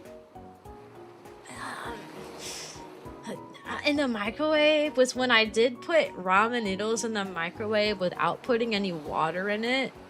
That was it. That's the worst thing that happened. I realized it after 10 seconds, but 10 seconds was enough for the entire center of the noodle to burn and the whole house smelled like smoke. But like it didn't catch on fire. It just turned black. And it smelled terrible. It told the whole house smelled like the worst thing on the planet. That is the closest I've ever come to messing up something in the microwave. Outside of that, I don't know. I don't know. I have oatmeal almost every day, old-fashioned with milk, and after it's done mixing, it was like a third cup of Greek yogurt, cinnamon, and honey. Adding either chia seeds or blueberries. Yeah, then I have a fried egg. See, I can cook eggs. I can cook eggs. I can make ground turkey. That's easy. I'm less nervous about ground turkey now. Hey, Ray, how are you? I sneezed. Sorry. I sneezed too fast to mute. Hey, bald man, how are you? Yes, everyone, please check in. Please check in. It really helps with Twitch acknowledging you as a person in the stream. Otherwise, they'll be like, "Oh, you're lurking? We don't count lurkers as viewers." Oh, thank you. Thank you for the pleasure. At my school, I was microwaving food, and this jerk walks up and opens the microwave, takes my food out, and puts the food. See, that's how it was like at college too, man. It was bad. It wasn't like that with the microwave, but when it came to like the shared laundry area, if you weren't there the second your clothes were done, someone probably had taken your clothes out and put it like somewhere. Sometimes they would be nice and put it in a basket like while you wait to come get it. And sometimes they would just put it like on the floor. Like you would wash your clothes, dry it, and now it's on the floor. And it was terrible. It was terrible. It was terrible. We had a problem. Oh, bye Hedgehog. Thanks for stopping by. We had a problem my freshman and sophomore year. It lasted like a good year and a half at my college because someone kept going around and pulling the fire alarm. He literally would pull the fire alarm like at least once a week. It was so bad. And he would do it at a different building every time. And somehow they never caught him. That's when I realized that that's when I started to think that I don't think the campus cameras worked very well. Because we would have, or if they worked at all, because we would have instances where like our first thought would be like, there's a camera sitting right there, just pull the camera footage. But they never would. So I genuinely think that they had cameras there, but they didn't work. Welcome to the Puppy Parade, Silver. Like, you cannot convince me those cameras there work. And also, my college is in like a bad area, basically. So we went on lockdown all the time. We're like, don't leave your dorm rooms. Every door is locked. Don't leave your dorm rooms. If you are walking around, make it to your room as quickly as you can. Classes are canceled until the thing is lifted. Like specifically my first 2 years. I don't know what's going on my first 2 years. My second two were a lot more peaceful, like interrupted. But the first 2 years of college were terrible. Oh man, this person got injured by this other person. Be on the lookout. And then the description they would give would be like, they wore a white shirt and like jeans. And I'm like, what am I supposed to do with that description? You know how many people on campus are wearing a white shirts and jeans right now? I guess it's a crazy concept. Hey, Jaskin, how are ya? Sounds funny because you don't have to go to class. I mean, yeah, I guess in theory it did get me out of class like a lot because the school was constantly in lockdowns. But at the same time, it was like you're just sitting there like thinking like, what is going on? What is going on inside this school? Sorry, that's a reference. There was one girl, we actually had an instance where someone got shot on campus, and it was because they were fighting over a girl. Like, there were these two guys in their cars, and they were like, that's my girl. No, that's my girl. No, that's my girl. No, that's my girl. And then it turned into like a huge thing and people got hurt. I'm like in the parking lot over a girl. Crazy. We're warning the perpetrator is wearing the school uniform. I mean, basically, it was at college, we didn't have any uniform. But like I said, at my college, people just wore like 4 colors. If you wore anything outside those 4 colors, you were crazy and you were weird. So it was such a weird concept. That's what we call goofy behavior. Yeah, I would call it that too. Hey, MD, how are you? I can cook meat. I'm just not the most patient with the seasoning and cutting process. Part of why most of what I make is swift. And I'm not difficult and to please in terms of taste.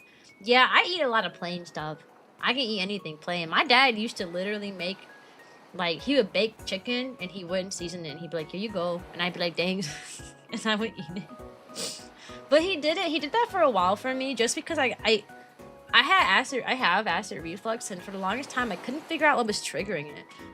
So until then, I was like eating like the most plain, blandest foods ever because we didn't know what was causing it. Like, we tested a lot of foods, but everything I ate seemed to bother me. And then like the meds for acid reflux didn't help. So it's like to get around that, I was just like, okay, I'm just going to experiment by eating nothing but plain foods and see how that goes. Yeah, it turns out that the acid reflux was caused from not eating.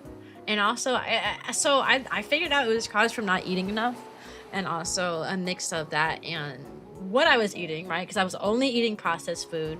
As soon as I started like moved away from like just like Hot Pockets and stuff, as soon as I started like moving away to even like eating fast food is better than like eating Hot Pockets and stuff every day, I've noticed. I moved away from that to eating other stuff. I started taking vitamins, and now I eat frequently, and now my acid reflux is a lot better. I mean, it still exists, don't get me wrong. I haven't eaten Hot Pockets all week. That's gonna bother me, right? But it's nowhere near as bad as it used to be. And it is usually, I can usually pinpoint like a specific issue now. Like, I'm like, oh, yeah, I ate a bunch of Pop-Tarts this week. Of course my acid reflux is bad. Before I was like, man, I'm just eating food that I eat all the time.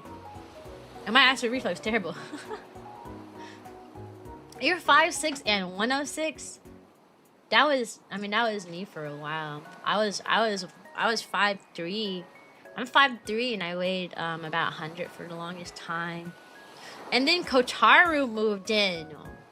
Then Kotaru moved in and he keeps cooking all these big meals and good foods.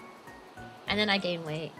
Now I'm a healthy weight. I went from being underweight to a healthy weight. Now I'm just a healthy girl now. Like, I'm just a healthy, happy girl right now. I'm living my best ride. I got acid reflux from not eating. Yeah, that was me. I have rice. Oh, that's good, Spirit. Hey, how are you? Probably had to step it up if I met someone though. Oh. How are you guys doing? How are you all today? I'm doing good. I'm in a pretty good mood. I'm chilling. I'm relaxing. I can cook meat. I'm just not the most patient with the seasoning and cutting process. Part of why most of what I make is split. Oh, I already read that one. I'm so silly. Yeah, I don't really cook much. But yes, I don't cook much, but I make more than I've ever made in the past.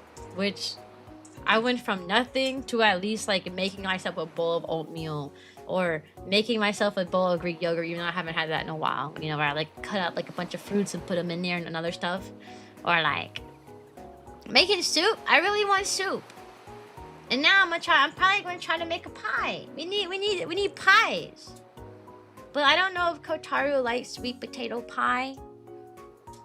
And I don't want to make, like, the recipe makes 2 pies. I don't want to make 2 whole pies just for me. That would be really awkward. I ain't trying. Listen. I'm a healthy weight. I ain't trying to exceed it. Where the food at? It's coming. We gonna get it. Puppy steps are still good. Yeah, I gotta take a lot of puppy steps. I can't take more than that. Anything more than that, I might explode. I'm gonna get so scary. Speaking of meat, I'm gonna hopefully make pies for my family this Thanksgiving. I was supposed to go with my family for Thanksgiving this year. My parents sent me an invite. They wanted me to come with them for Thanksgiving, and they wanted me to come with them for like a Christmas party that's going on. They holding at their house, but I have to say no to neither because my dog is like in heavy need right now. She's on heartworm medication, which means her physical activity is like minimum. Like she can't, her heart rate can't increase basically, so, or else she might like risk like dying or getting like severely injured. So she's just constantly resting, which means we can't really like leave her at a place, right? They're not gonna accept her if she has like heartworms. We even inquired about like getting her like groomed just so that when she's indoors she would be less stinky and have less like super long claws and stuff, and they said no because she had heartworm. You know, like places aren't going to take her because of her condition, which means that if we were and she's an indoor dog now, so someone has to keep like let her out to go to the bathroom, has to like bring the food there for her. So we literally just can't go to like Thanksgiving or like the Christmas like gatherings that my like family like invited us to, because like what are we gonna do with this sick dog? Nothing. Like you literally cannot do nothing with her. So how do you stay anime girl in room? I don't know what that means. I'm just a girl. That's it. I'm just a girl with a tail and some ears. Wait, you ain't never seen a woman with dog ears and the tail, huh?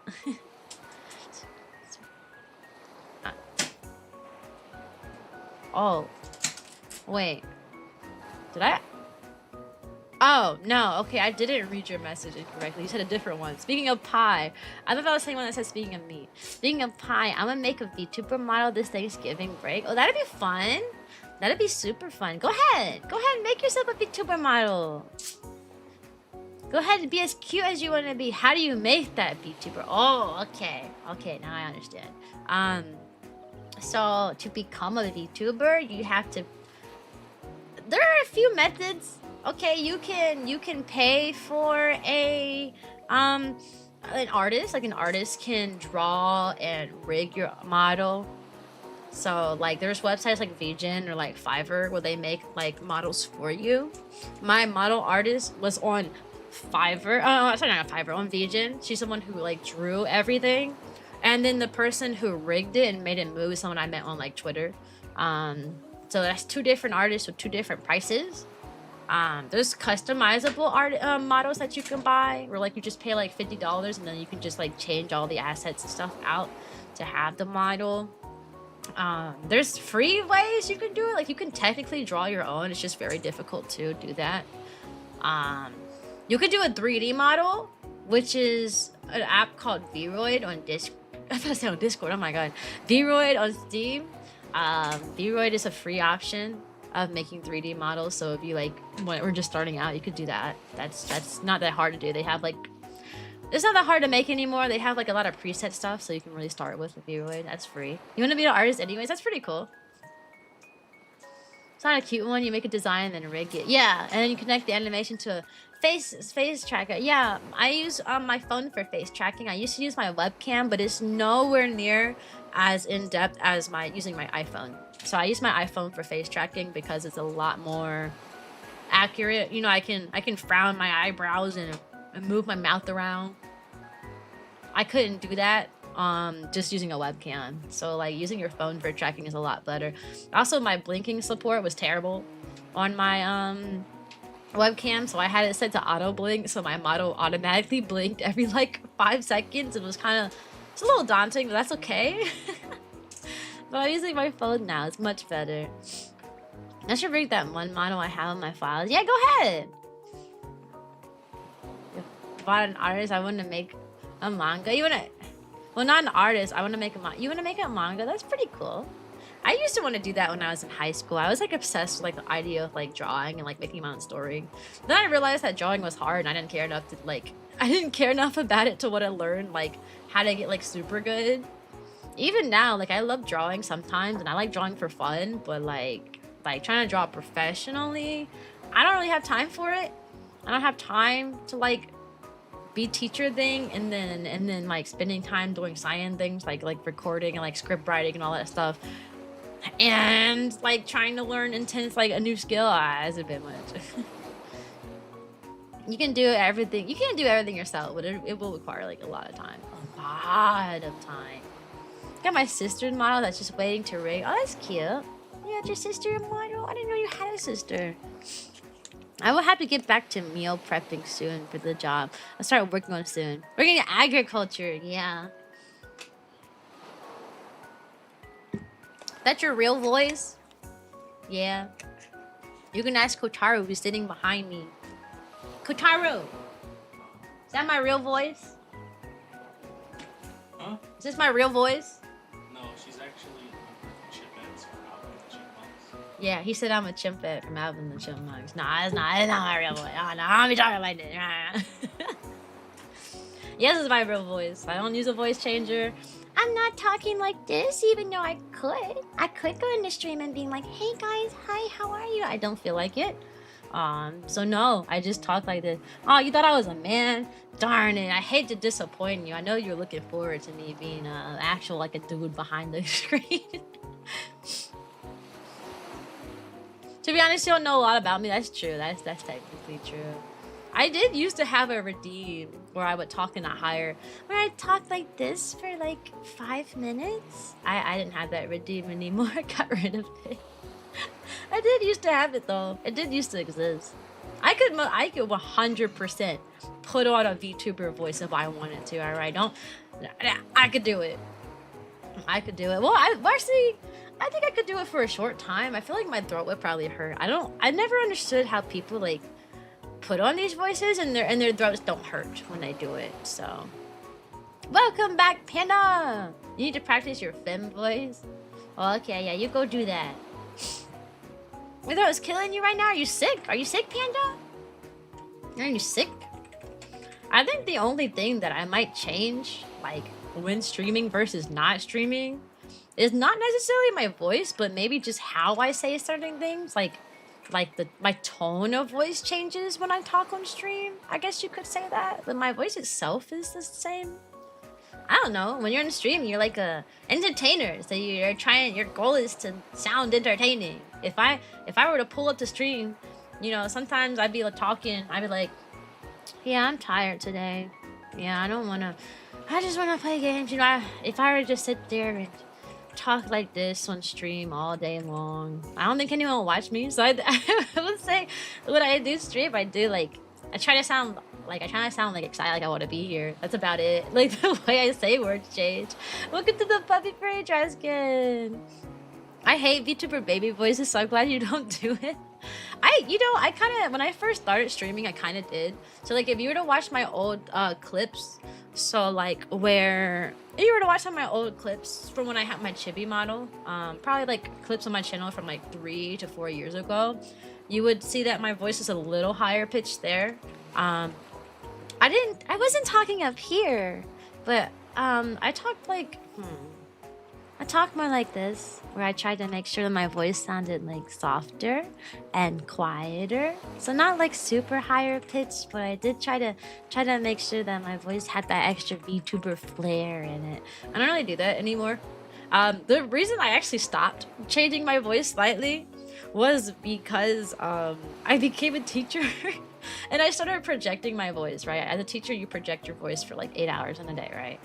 I cannot project my voice for 8 hours straight and then pop up on stream and talk for 3 more hours using a different voice. I like, that's just hard to do. Like, my throat would already hurt some days, like coming home as a teacher.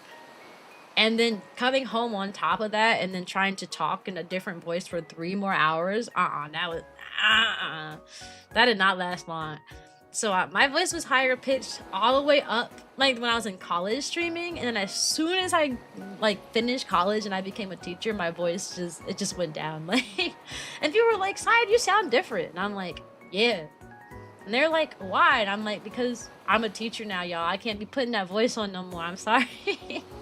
I can't keep the QT VTuber voice up if I'm already like using my voice as much as I am. If I wasn't a teacher, I probably would still be streaming with a little voice. I probably would. I'm sure people have noticed my TikToks. In my TikToks I talk a little differently in that. But that's just because talking in the camera is a lot weirder than like talking on stream. Like because when I'm talking to a camera, I'm talking to like nothing.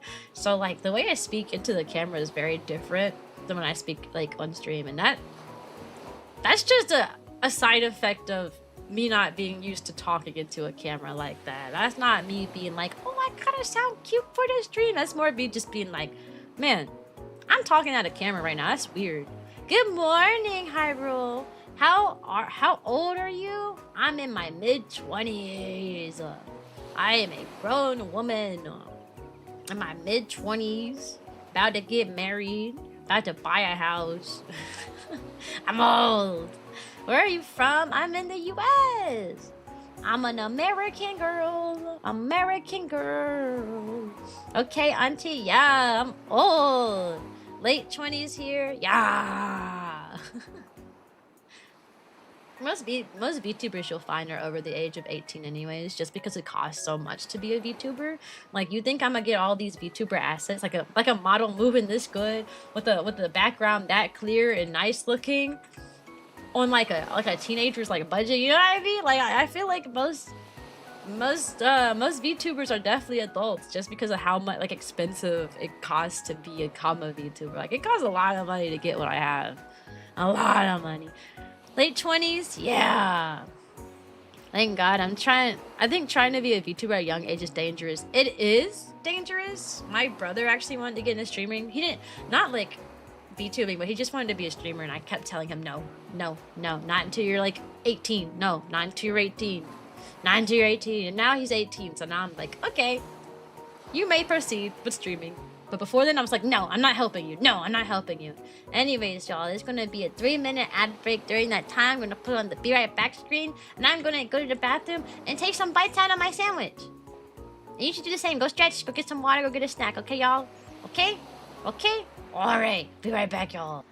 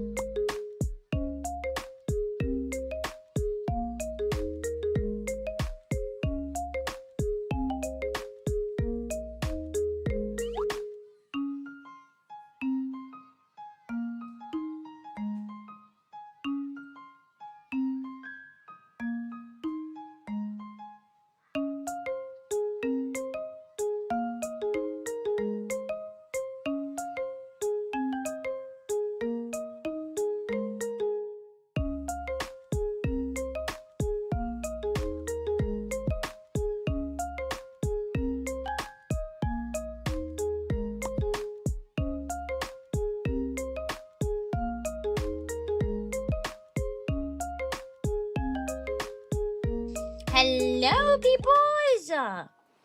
It's time for the home stretch! That's the, you know, the last little hour of stream time, yeah. And then I'll next see you as a teacher dog. Then I'll be a teacher dog next time you see me. I do really want to take this upcoming week to prep, to start changing stuff, but also to make sure I have more content for you guys. I still need to record and send off my ASMR videos, but I did record and send off a bunch of shorts. I want to send off even more. I only sent off 13 shorts to be edited. That's not enough for a grand comeback. I need at least like 20 to 30. I gave Medics enough money to do 25 shorts, and I only gave him 13. So I gotta give it the rest of it so that he can make the rest of the shorts. Well, yeah, so that as soon as I rebrand, I'll be pumping out content. I still need to record the videos though. I have 3 scripts for ASMR that I haven't read yet. I need to read them and send them off too. I'm so excited though. I'm so excited. I also gotta take a bunch of screenshots of my new outfit so I can post them places. You know. In case you missed my last comment, Cyan, I really hope you can get a house. Oh, thanks. I can get a house. I'm not concerned about that. Just because I am actually currently... So my current situation is I'm actually renting my house to my parents right now. I'm living in their home while they're living in their new house, right? I'm living in their old house, they're living in the new house. I'm paying them each month. They're putting this house for sale sometime in the middle of next year. I want to say like around like, I don't know, maybe like May or June or something. And I can either buy this house from them, which they would give it to us at like a reduced price because, you know, our family, or I could buy a different house. So like worst case scenario is I just buy this house instead of buying a different house. So I will be able to get a house. I will be able to get a house. It went through try, that's okay. Yeah, so I'm not concerned about if I can like pay for a house, right? I'm more concerned about what house I'm paying for. Either this one, like if we can't find anything else, this one's a guarantee, right? Like we are here, parents will most likely sell it to us for like a decent price, so we should be good there. Housing is something I'm not really worried about. Worst case scenarios, I don't know, I just have to live in my house. Oh no, oh no. Hey, navigating, how are you? Oh, I'm okay. I'm in a pretty good mood. I'm rebranding next week. And I'm thinking today is probably going to be the last stream before I rebrand. I'm rebranding to Teacher Doggo, and I'm going to show the image one more time to anyone who missed it earlier today.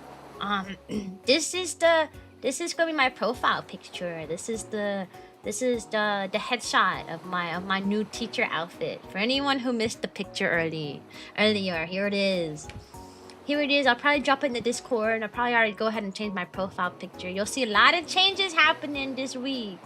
A lot of changes happening. You're gonna click on my channel, it's gonna be something different there every day. Something different there every single day. You'll keep that in mind. Yeah, right now I'm a marching band dog theme. So like if you look at like my like panels and everything's like marching band theme. Right, I'm changing that. I'm gonna be teacher doggo theme. That's all. My outfits are still gonna stay the same. I'm just gonna get a new outfit and I'm gonna theme everything around that. So I'll still have this one. I still have my marching band too. It'll just be like a toggle. You'll miss me? Yeah.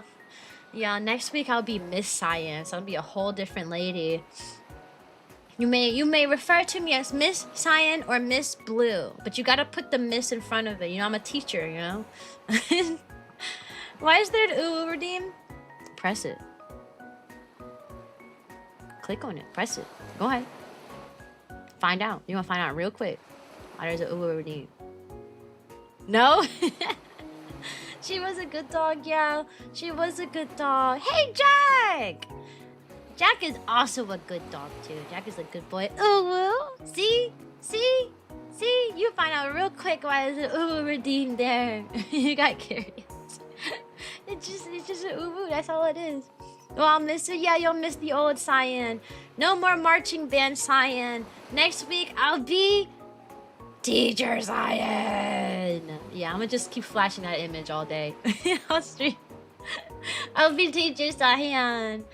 Ooh, I feel like my I do feel like my teacher outfit is like super nerdy though. I said it earlier. I feel like I look like a nerd, but I mean I'm supposed to. I'm a teacher, but gosh, no offense, Cyan, but at a glance I saw a grandma rather than a teacher. No, no, I don't want to look old. That's like the opposite of what I wanted to do. I mean, Panda did tell me a while ago that he felt like glasses look old, but I kind of like the glasses, so I only had it like slightly modified in like the final designs. It got changed, but barely. You know, it's funny that you said that because I knew you guys were going to, I literally called that you guys were going to start calling me old. So I made an emote for it. I'm actually getting a granny, like old people emote. I knew this was going to happen. As soon as I saw like the glasses and like the puffy, like outfit and dress and stuff, I knew it was coming. So there will be an old emote. There is an old grandma Cyan emote. All right. I saw it coming. I literally saw it coming. Y'all are too predictable. Way too predictable. Y'all are way too predictable. Insane. It's not finished, so I can't show you the grandma emo. That one's just a sketch right now, but yeah, y'all are so predictable. A nerd is better than mine for sure. Oh, okay. Everything's the way it should be and the world is healing. Yes. Granny gonna teach ya? Yeah, I'm gonna teach y'all lots of things. I'm gonna teach y'all your ABCs and your EFGs, you know. I'm gonna teach you all. So you don't need a grandma redeem because now you got the grandma email. Although what would a grandma redeem even entail? Like I'm thinking maybe I just talk like this for like a minute. I'll just be old. Yes, we are sticking with Puppy Academy, and I'll probably go ahead and start making changes today. Since I decided today that I will not be streaming until next Saturday. I literally was thinking about that midstream. I was like, how am I going to get all this stuff changed in a timely manner? And the solution was, I just change things slowly over the course of the week so that when Saturday comes, everything's already changed up and everything. Teach me how to eat chairs? No, you're not supposed to eat those. You only eat crayons. Only eat flavored grandmas. I said grandmas? I said crayon. I'm sorry, I started reading Hyrule's message when I said the sentence. Please. Please don't eat grandmas. They're not tasty, okay? Please don't do that. I started reading Hyrule's message like while I was speaking. It said, hi, I'd like to redeem my grandma, please. That's what it says. Can you switch to the band outfit for the last time? The band outfit's not going anywhere, but sure. It'll always be a toggle, alright? It's not going anywhere. It's just the toggles are gonna be different, yes, but this is the last day you'll see me as marching band dog. Marching band dog. Which, I guess, the longer I've looked at my model, the more I kind of agree with people. I guess you only really see the top half of the marching band outfit, and it doesn't look like much, so... But the pigtails away? Oh, I'm sorry. Yeah, sorry. What, they look crazy with like with the hat and the pigtails? What? What's wrong with the pigtails? I guess I never really wore my pigtails with this outfit. I guess I never really... I have artwork of me with the pigtails. The Discord artwork that... Like, I think the Discord image is me with the pigtail. It is! The Discord's image is me with the pigtails with the marching band outfit. You silly goober? You silly goose? Bring them back, they're cute. Oh, y'all can't be fighting over hairstyles. What should my next hairstyle be, huh? If I can get another hairstyle again, my artist disappear off the face of the earth, so I'd have to find a different artist that can mimic the hairstyle.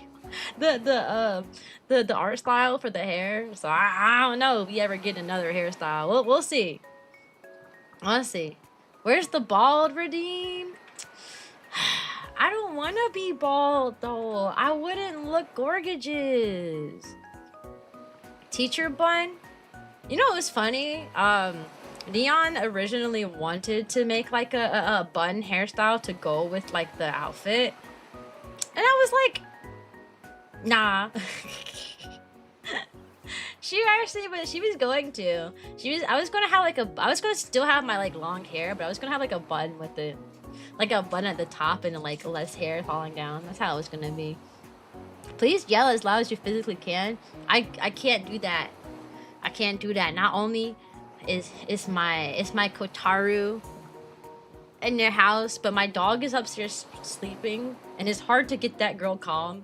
And if I were to yell as loud as I can, she might start hurting herself and trying to break out of the cage again.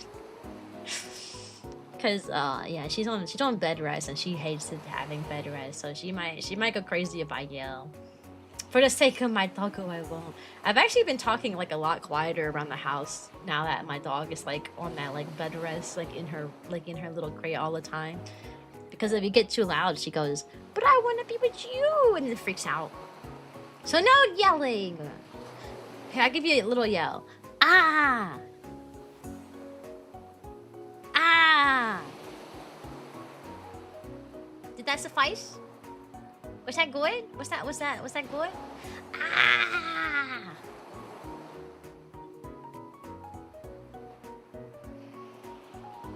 Made your ears bleed? Yes. That's the goal of a yell. Too loud? Oh yeah, I know. I'm just so loud. I'm so loud. Oh, also, I gotta find new background music for my streams, and I'm thinking new background music would be piano based. Nothing like a teacher without a piano, right? You woke up my neighborhood? Yeah, I did. Toughest yell I've ever heard? Yeah. I'm a guard dog. Y'all know? I'm a husky. I'm a husky guard dog. You have music? I thought you said I hate music. I was very concerned. Too loud. What is that concept? Yeah, I work with children. Nothing's too loud when you have a class of 18 5 to 6-year-olds with no assistant. Ah, my favorite. Oh, my favorite.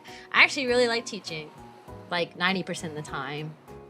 The other 10% of the time, I'm like, well, that's not true. The only time I don't like teaching is usually because of the parents or because of my coworkers.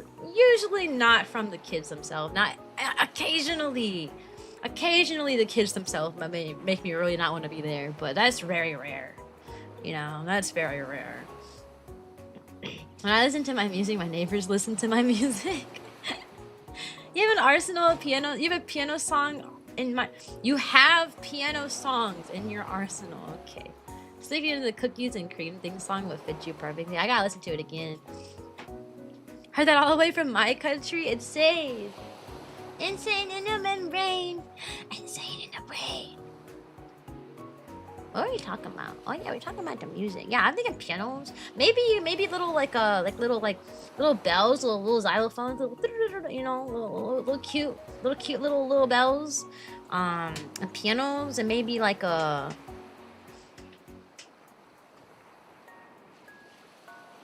I can't think of the word, so you know what? Maybe like a nothing. Hey, Cherry!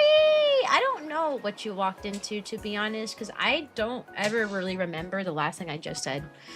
Like, when I stream, I talk for so long that anything that happened 20 seconds or more ago, I don't recall anymore. You know what I am going to miss about this outfit, though? I'm going to miss the eye colors matching the outfit. I didn't even design it that way. It just kind of happened over time. For like the blues on the side of the blue part and the yellows on the side of the yellow-brown part. I'm gonna miss that. I have 7 streams on my song? Yeah, that's more than me. I have 0. Never heard it. I'll give you a clip. Oh yeah, you told me I can't hear it. You told me I'm not allowed to hear. That's right. You're right. I haven't heard it. Thinking about releasing the game for your birthday as a present for you. Oh, that's cute. That's real cute. Do you know when my birthday is? When's my birthday? When is it? You know you done goof when the kids are more well behaved than us adults. Listen, adults fuss about every little thing. There's so much like small work drama that happens. Like, did I tell y'all that I think I might have mentioned this last stream, I don't remember. But my coworker got in trouble. No, I mentioned it in the Discord. My coworker got in trouble and got taken like to the principal's office, alright? And the principal's our boss, so when she got put, the principal's was talking to her because she eats while standing up. And apparently some other staff member or staff members, I don't know if it's just one or more, were complaining that she's always in the teacher's lounge or at the front of the school eating food while standing up. They said that is disrespectful, and they just said it was disrespectful and not a good thing to see somebody standing up and eating. I'm like, that's it? She's getting fussed at because she's standing and eating? It's not like she's walking around the school and eating too. She's literally like either at a desk, like with her food on the table, she's just standing next to it and eating, or she's at a table and she has the food on the table and she's standing taking bites and then walking around doing what she's doing. How is that disrespectful? I have no idea. I have that. That's it. And it reminded me, because at first I couldn't believe it. Then I thought about it. I was like, wait a second. I had something similar happen.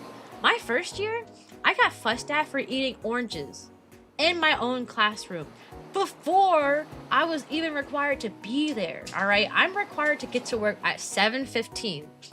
7:15 is when I'm required to be there. I was sitting in my classroom at 7 o'clock. I got to work 15 minutes early. I was eating oranges. Tell me why the assistant principal pulls up into my classroom and starts fussing at me because I'm eating oranges in my own room before I'm even required to be there. I was like, y'all must be bored. There must be like nothing else going on. So now instead of getting to my classroom early, that's when I started, because I used to get to the classroom early all the time. I used to get to work between 6:50 and 7 o'clock. So I had to get there like 15 to 25 minutes early, basically. Now I still get to work early, but I sit in my car. All right, I used to be in my room, eating a little orange while I'm getting some papers together, or like munching on a granola bar while I take care of this last little thing. But now, because they fussed at me for it, I sit in my car and I don't leave my car until 7:15 when I'm required to be in there. I leave the car at 7:13, walk in, clock in at exactly 7:15 every day. All because they fussed at me over that. Isn't it weird? There are kids running around with knives, and this is what you're worried about. Yeah, it seems innocuous. If I were a janitor and someone was making crumbs that happened to be drawing bugs, that might be a real issue. Well, I won't say. I mean, I've seen her. She doesn't really making like dropping crumbs though. Like she usually had like a little bag. She would eat like over top of it. So it's not like she was just like walking around like with just like food, like a spoonful of food or something. Like she would just stand over her food basically. She would eat at her spot. I don't know. She just preferred to stand instead of sit, so that's it. I don't know. I guess this is what happens when you raise an entire generation of perfectionists, maybe.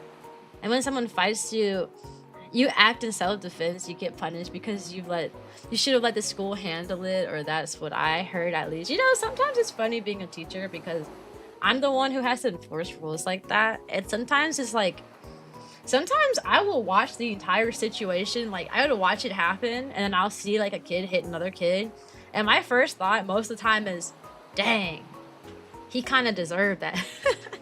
Dang, she punched him as she should. I'd be sitting there like, wow, yeah, I'd punch him too, to be honest, but now I'm a teacher. I'm like, now you're in big trouble. Now you're in big trouble, and I gotta call your parents and fuss about it. But sometimes it's deserved. Like I had a kid my first year who got in trouble a lot from, I don't know, I'm trying to work on my wording. Let me think about this. Someone who kept, we'll just say they just kept, we'll just say they kept doing stuff they weren't supposed to do. We'll just leave it at that, all right? I can't really get specific because that leaves the SFW realm, all right? The kid, 5 years old, doing something really inappropriate they shouldn't do, right? And he would do, like, mess with, like, this one specific person. That one specific person would, like, always, she would immediately tell me, and then we'd talk about it. I had to call the person's, like, parents, and it kept being a whole thing constantly. But then that kid tried to do that same, like tried to mess in that same way with another kid. And when I tell you that other kid immediately slapped him as hard as she could. And I was like, and he gonna come running to me. She slapped me. And I was like, what did you do to make her slap you? That's what I told him. Like, I know you're not supposed to do that. Like, as a teacher, you're so technically supposed to be like, oh, that's bad. I can't. But like, literally, like, if you saw what he did that triggered her to hit him, like, bro, I was not even mad at her, but I did have to do my little protocol. You know, I had to write it up. I had to call the parents, but I really didn't want to, because it was very deserved, honestly. Hey, Mike. Hello. Private schools often do nothing, so what's the point of even having that rule? Yes, schools do nothing. I mean, even as a teacher, like, there's nothing I can do. Most of the time, there's nothing you're, like, allowed to do. All we can really do is, like, tell someone higher than us when something, like, bad is going down and hope they do something about it. Like, tell an admin, and they usually don't. So it's like, my experience, schools are woefully inadequate to deal with kids. Yeah. I mean, they really are. I mean, last year, I had one child who was very destructive. I mean, he would curse people out, call them names. He would try to bite people and teachers. He would, like, push on people. He would hit. I mean, he destroyed my classroom multiple times. He would destroy the special needs room every single day. Because he was in my class, but he also had, like, special needs services. So he would be in their room for a bit, and then he'd be in my room for a bit. And he would bounce back and forth between rooms, like, all day. And what did they do to support him? And to support me? And to support everyone that's dealing with him? I mean, not much. They hired, like, a one-on-one person who can, like, restrain him if needed. And that was it. But then they kept firing the one-on-one people. Like, we had one person who was, like, really good, right? Like, she was really good with him. And they fired him because she was absent for a week. And they were like, well, we need somebody who's more present. They fired her because she was absent for a week. Do you know why she was absent for a week? She got sick for a few days. So she was sick for, like, a weekend, right? But from her sickness, her child caught that same sickness, but for him, it became serious. And he was hospitalized. Her child was hospitalized for a week, so she was absent for the week. And when she tried to come back after, you know, being with her hospitalized son, they told her that she was fired because she wasn't here enough. And the kicker was, we still needed a hands-on person with this child, right? So what did they do? They asked her to sub in for her own position. So they gonna fire her, but you're gonna fire her because her son is in the hospital. And when she comes back, they say, you don't have a job anymore. And then the next day they call her anyway and say, hey, we need you to fill in for the position that you're fired for. And you know what? She did it because she really needed the money, especially now that her son was in the hospital. She really didn't have a choice, right? Her son came out of the hospital. Hospital bills cost a lot. So now she had these hospital bills. So now she had no choice but to say, yeah, sure, I'll cover for my own position. But that's a crazy move. That is a crazy move. I don't know what the point of firing her was. They claimed that her absences were unpredictable. But every time she was absent, she was just sick. You know, we're working with 5-year-olds. You're going to get sick a lot. It's part of the job. So you can't fire somebody. At least you shouldn't fire somebody because they're getting sick a lot. If that was the case, they should have fired me because my first year I had over 30 absences because I caught COVID twice. I caught strep throat twice. I had multiple fevers. I caught pink eye. Everything that was contagious that you stay home for, I caught multiple times. It was bad. Like, it was terrible. I was like, if y'all gonna fire somebody, why didn't y'all fire me? Like, it was insane.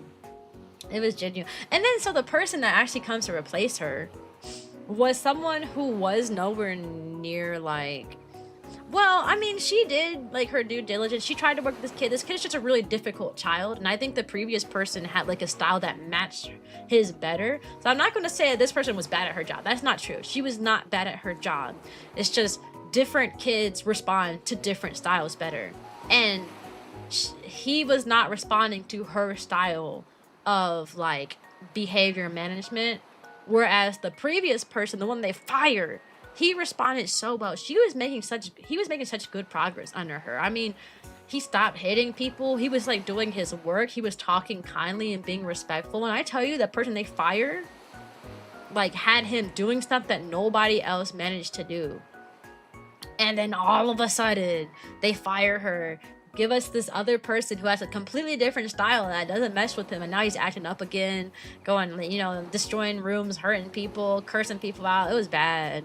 And I was so mad. And then they fired that person too. Then they fired her. But I mean, the other person got fired for a different reason though. They fired her because she did something that was like fireable, I guess. They said that she was threatening people. So she's so basically she was CPI, I think it's called CPI trained, which means you're just, if you have, in order to like be able to restrain a child, you have to be CPI trained basically. You have to go through special training just so that you can know the safest procedures on how to restrain a child without hurting them, without causing any more distress, stuff like that. You have to get trained in order to do that. So like for me, I'm not trained. So like, let's say a kid is going on a rampage and like throwing stuff around and like destroying stuff. I can't do anything in my job. I literally just have to like get the other kids away from the child because I legally cannot touch that child. But if you are CPI trained, then if I was CPI trained and they started destroying the classroom, for example, I could go in there and restrain them. But since I'm not trained, I can't do that. So that was her job. Her job was, you know, she was trained, so, and she was like a specialized behavior person, so her job was to restrain them if needed, because I legally can't. I can't do that, but she can. So what they did, hey Al, how are you? So what she did, at least this is what they told me, I don't know what happened. I heard like a million different stories about it. They said that she was threatening the fact that she was like CPI like certified. So like whenever like another kid, because like they took her out of my class for a day to like do something else, help with like other kids that were like behavior problems, and she was like telling the other students like it's like, you know, I'm CPI trained, certified, so if I need to put my hands on you, I will. Like she was just using her like training to threaten the kids. And she was rallying them up, right? So they were like, you ain't going to touch me and blah, blah, blah. And she was like, oh yeah, look at this badge right here. This badge says that I can. So if you come too close to me, I might have to restrain you, and you're not going to like that. Like she was basically, she was basically flashing like her badge around basically. And, she basically flashing her badge around and using that like as a you should listen to me because I can tackle you if I need to. Yeah, they fired her for that. So then I just ended up with no support in my room because they fired the lady who was actually like worked really good with him just because she kept getting sick, and then they fired her because she was flashing her badge around. So it was a whole thing. Welcome to the puppy parade, Dory. What's good? How are you? I'm good. I'm okay. I'm just sharing stories of things that happened in my classroom because I'm a kindergarten teacher. Even if said child is posing a serious threat, yes, if a child is posing a threat in your classroom and you are not CPI trained, if you don't have the special training, you cannot restrain a child. It doesn't matter if the child is like threatening you with a knife or something crazy, you still legally cannot restrain that child. Your job in those moments, if the child is posing a serious threat, is to get the other kids away from them. So it's called, kids that have major problems have evacuation plans. I forgot what they're called.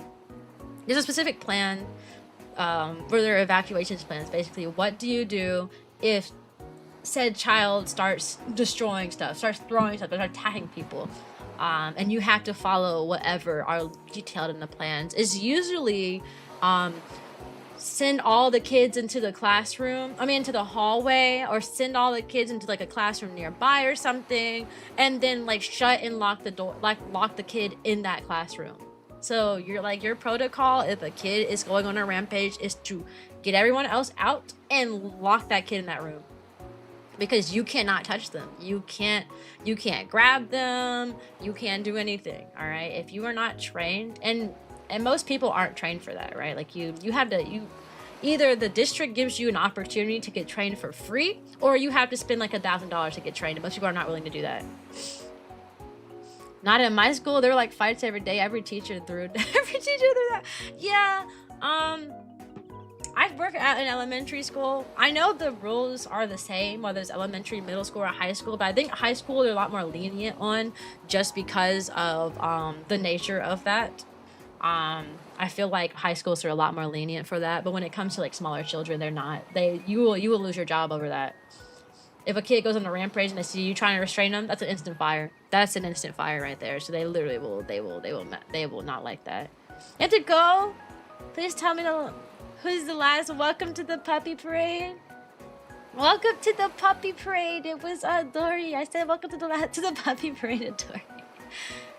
Before I become teacher doggo next week. All right. Let me scroll up. I'm missing some stuff. I feel like that should be sue worthy, but I don't really know because I don't know legal stuff. Yeah. My grandmother taught high school back in the 50s through the 70s, and this was when the corporal punishment by teacher. Welcome to the puppy parade, Shino! My teachers were permitted it. As much of an issue as that really is. I don't know, man. You just call me Shino. Sorry for the user. Okay, hello. Hi, Shino. Thanks for the raid, Bunny. How are you? What were you doing? What were you playing? Sorry, you came at a time we're talking about kind of a serious topic. AKA, I was complaining about my job as a teacher and what to do. What to do in an emergency situation, like a kid is going on a rampage. And what do? Nothing. You do a lot of nothing. But what were you doing, Bunny? The kicker is they'd probably go off at you anyways for not doing anything to stop the kid. I mean, yes and no. Oh, thanks for the raid, doggo. Oh, I get it. You too. Okay. You guys are together, yeah? Yeah. Doggo, I can't give you a shout out. The cooldown is gonna take too long. You guys are playing Minecraft. You're doing a little roleplay. I know you guys do. I know you roleplay Minecraft. You're doing the roleplay ones. Doing the roleplays. Some people you can never make happy sign. Yeah, man. Working as a teacher is crazy because the protocols for like when a kid is doing something they're not supposed to is like insane.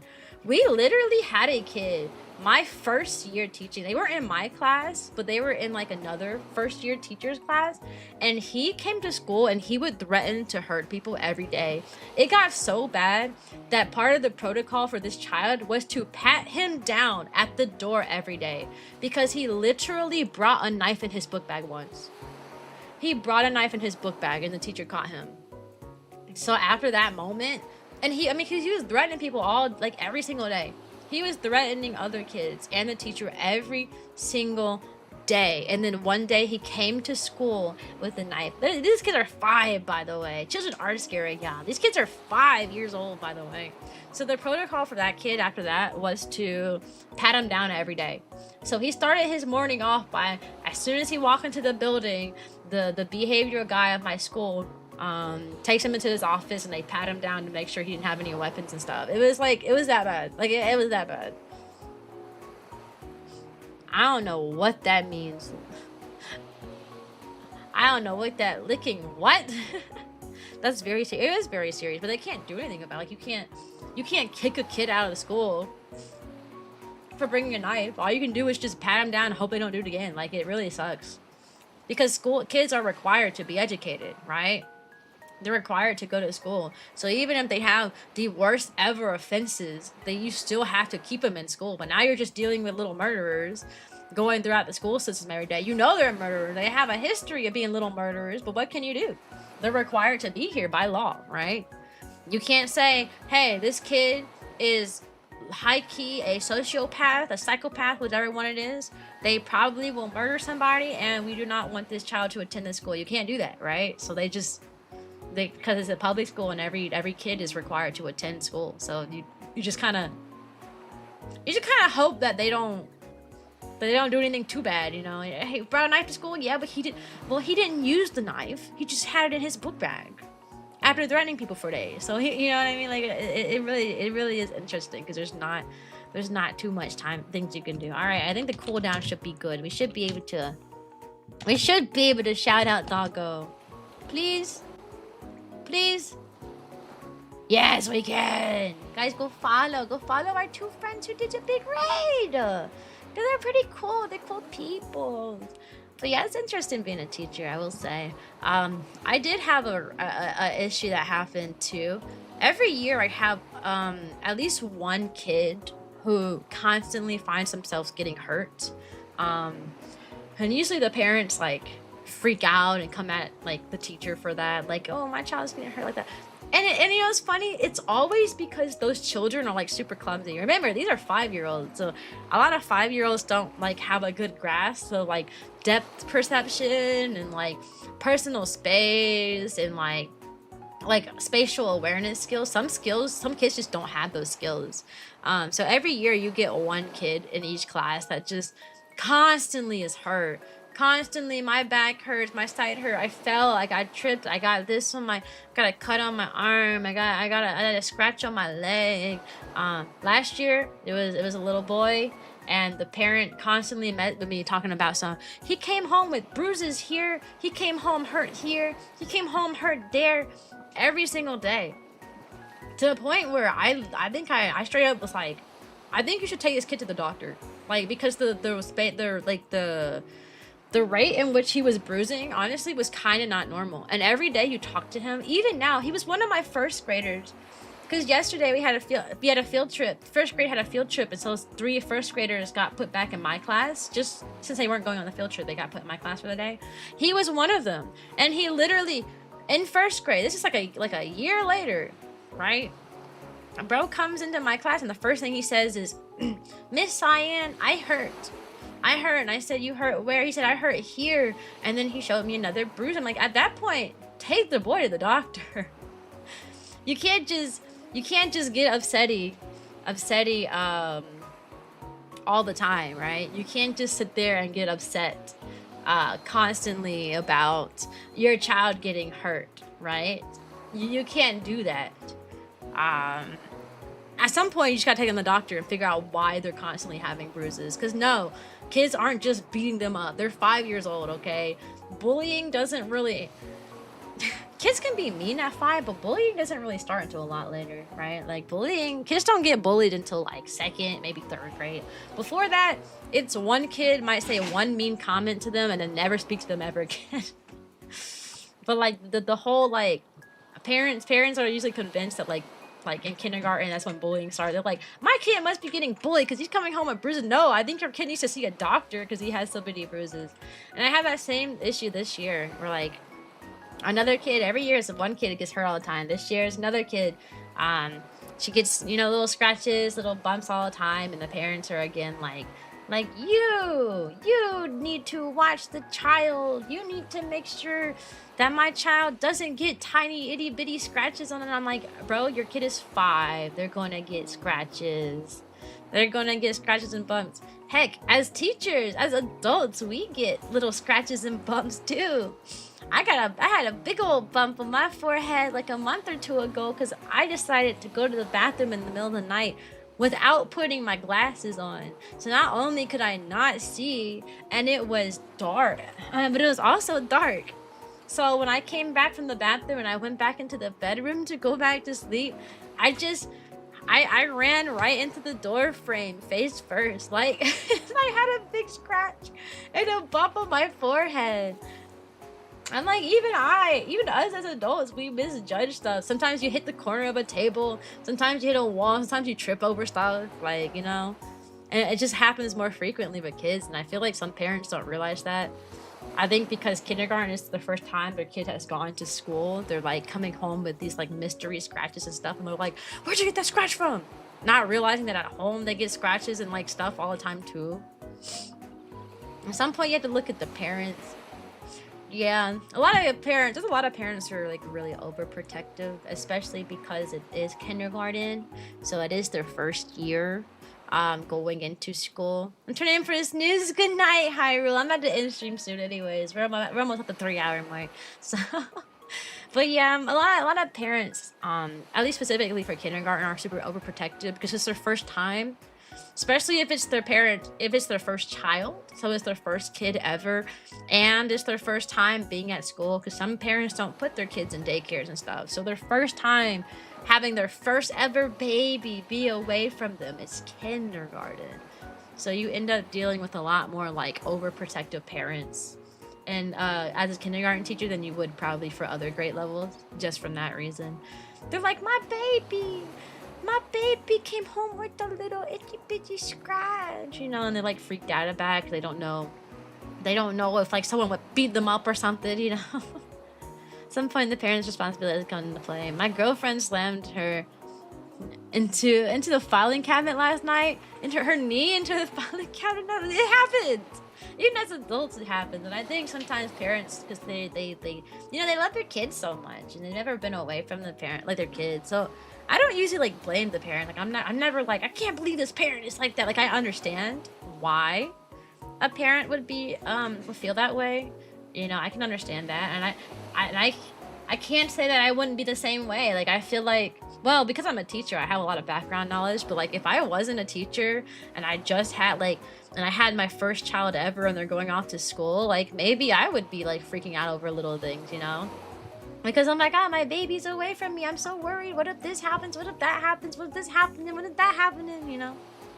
Like, for example, I had one kid who got, and most of the time, parents listen to their kid before they listen to the adult. Which in some cases is fine. In other cases, it backfires. Like, especially when they're 5-year-olds don't really know a lot of what's going on. They have one narrative from their like me, mine perspective, not really considering any other perspective. And the parents hear their child complain about something and get super angry before they even talk about it. You have some parents who ask the teacher before they like pass any judgment, and then you have some parents who like hear the child say something and then immediately believe the child. Like one kid, the parent kept them home and they complained to me, right? Because in my classroom, I get a teacher's assistant for 30 minutes during math to help with the math small group, and 30 minutes during module, which is time we like do reading and stuff with the kids. The TA that comes during math time, she is really stern. She's not mean to the kid. No, she's not like insulting them like, how dare you do, you know, she's not mean. She's just extremely strict and extremely stern. So she's like, you're not leaving the table until you get this paper done. You need to take your time. You are rushing. Look at how fast you're writing your letters. Now they don't look good because you're writing so fast. Do it again. Here's another paper. So she's like really strict because, you know, you want the best for the kids. So being strict is not a bad thing. But I had a parent keep a kid home because the kid was crying because he didn't want to see the quote unquote other teacher. He just wanted his teacher, is what he told his mom. And the mom was like, messaged me saying, I kept my son home because he was crying so bad about some teacher that was just being mean to him and abusing him. What's going on in that school? And I'm like, I was like, oh, the quote unquote teacher he's upset about is only in the room for 30 minutes and she only sits him down at a table and makes him do work, like math worksheets for like 30 minutes. I'm like, you kept your child home before asking? You kept your child home over an assistant that's in the room for 30 minutes who just makes sure your kid does like the worksheet? I'm like, that's why you gotta like talk to the teacher or like ask questions before like you pass judgment, you know, because then you run into situations like, oh, well, he just stayed home for nothing, you know. I feel like parents occasionally feel their kid is entitled to specific treatment in some cases without realizing that teachers have a whole classroom of kids to attend to versus the parents being able to maybe, yeah, that happens too. Like sometimes you'll hear like parents be like, you know what, I don't have any problems with my child, and I'm like, yeah, you are one. There are 2 adults in your house, and then there's 1 child. I am 1 adult with 18 children. Of course, they're gonna act different when there's 18 kids in the room and 1 adult, as opposed to when there's 2 adults and they're right next to them. You know what I mean? A lot of parents forget that too. Like usually when I have issues with like parents, it's usually just because they're like, "Well, at home, my baby." I'm like, "Yeah, at home, you're right next to them all day. Of course they're gonna listen and be the bestest ever." Hey, Chaku, because you're right there in the same little space with them all the time. They always have some form of supervision. And think about what happens whenever you're not like in their direct line of sight and they start destroying, so they write on the markers. Now imagine that like for times 18. You know, markers everywhere, tops missing on stuff. That does occur. That does happen a lot though. Where parents are like, well, my child is fine with me. Sometimes it's the opposite though. I did have a parent say like, "Oh my god, that my child's insane at home, but she's a star student." Next time, when are you rebranding? My next stream, I will be Teacher Doggo. My next stream will be next Saturday. Okay, I'm not streaming this upcoming week, so I have time to change everything and get some last minute content stuff in. But next, I am rebranding. This is my last stream as Marching Dog. My next stream will be on November 22nd, 11 a.m. Eastern Time, and I will be Teacher Doggo then. Yeah, I'm gonna go ahead and start changing stuff out very slowly, so you'll see stuff change, like my profile pictures and like my panels and banners and stuff. You'll see things slowly change, switch out as I get them. I'm gonna start uploading emotes that I already have and stuff, just so I don't have to do it all in one day. I feel like updating everything in one day would take a while because a rebrand is everything, right? It's emotes, it's emotes, it's banners, it's panels, it's profile pictures, it's bios, you know, it's everything. So you're gonna see me start slowly changing stuff. You think you would not survive as a teacher? You know, most people say that. Some teachers don't survive. Some teachers quit as soon as they become a teacher, like their first year they quit. My first year, we had a lot of beginning teachers. A beginning teacher is your first 1 to 3 years of teaching. It's your first to third year of teaching. I'm on my third year, so I'm going to exit the beginning teacher program this year. I'll be labeled a veteran teacher after this year. Yeah, my first year, we had like 30 beginning teachers at my school. We had so many. So many. A lot of them were first year. We had like 20. We had like 15 to 20 first years teachers.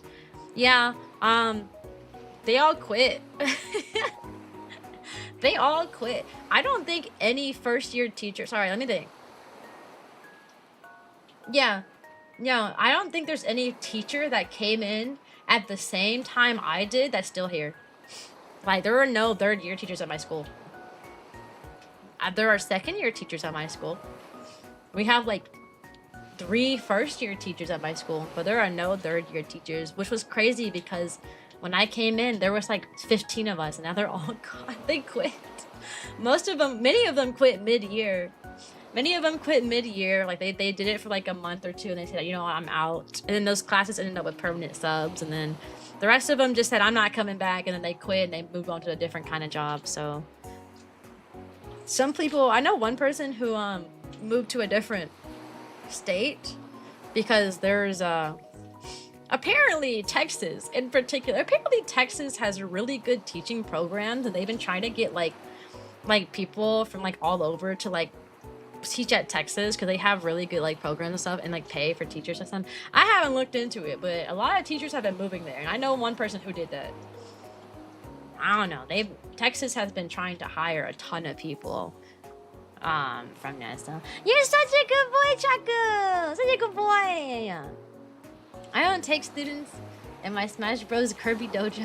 I have the word Sama in my name. My dad is teacher material. That's okay. School is for fools? No, school is for the smart. Anyways, I want to end stream before the last ad break comes because I don't want to like have an ad break and then come back and it'd be really awkward. So next time you guys see me, I will be Teacher Doggo. This is just an art piece. It's not an actual model, obviously. Next time you guys see me, I will be Teacher Doggo. This will be on November 22nd at 11 a.m. Eastern Time. That's when I will do my review. you could be excused. Read a view. I'll have a lot.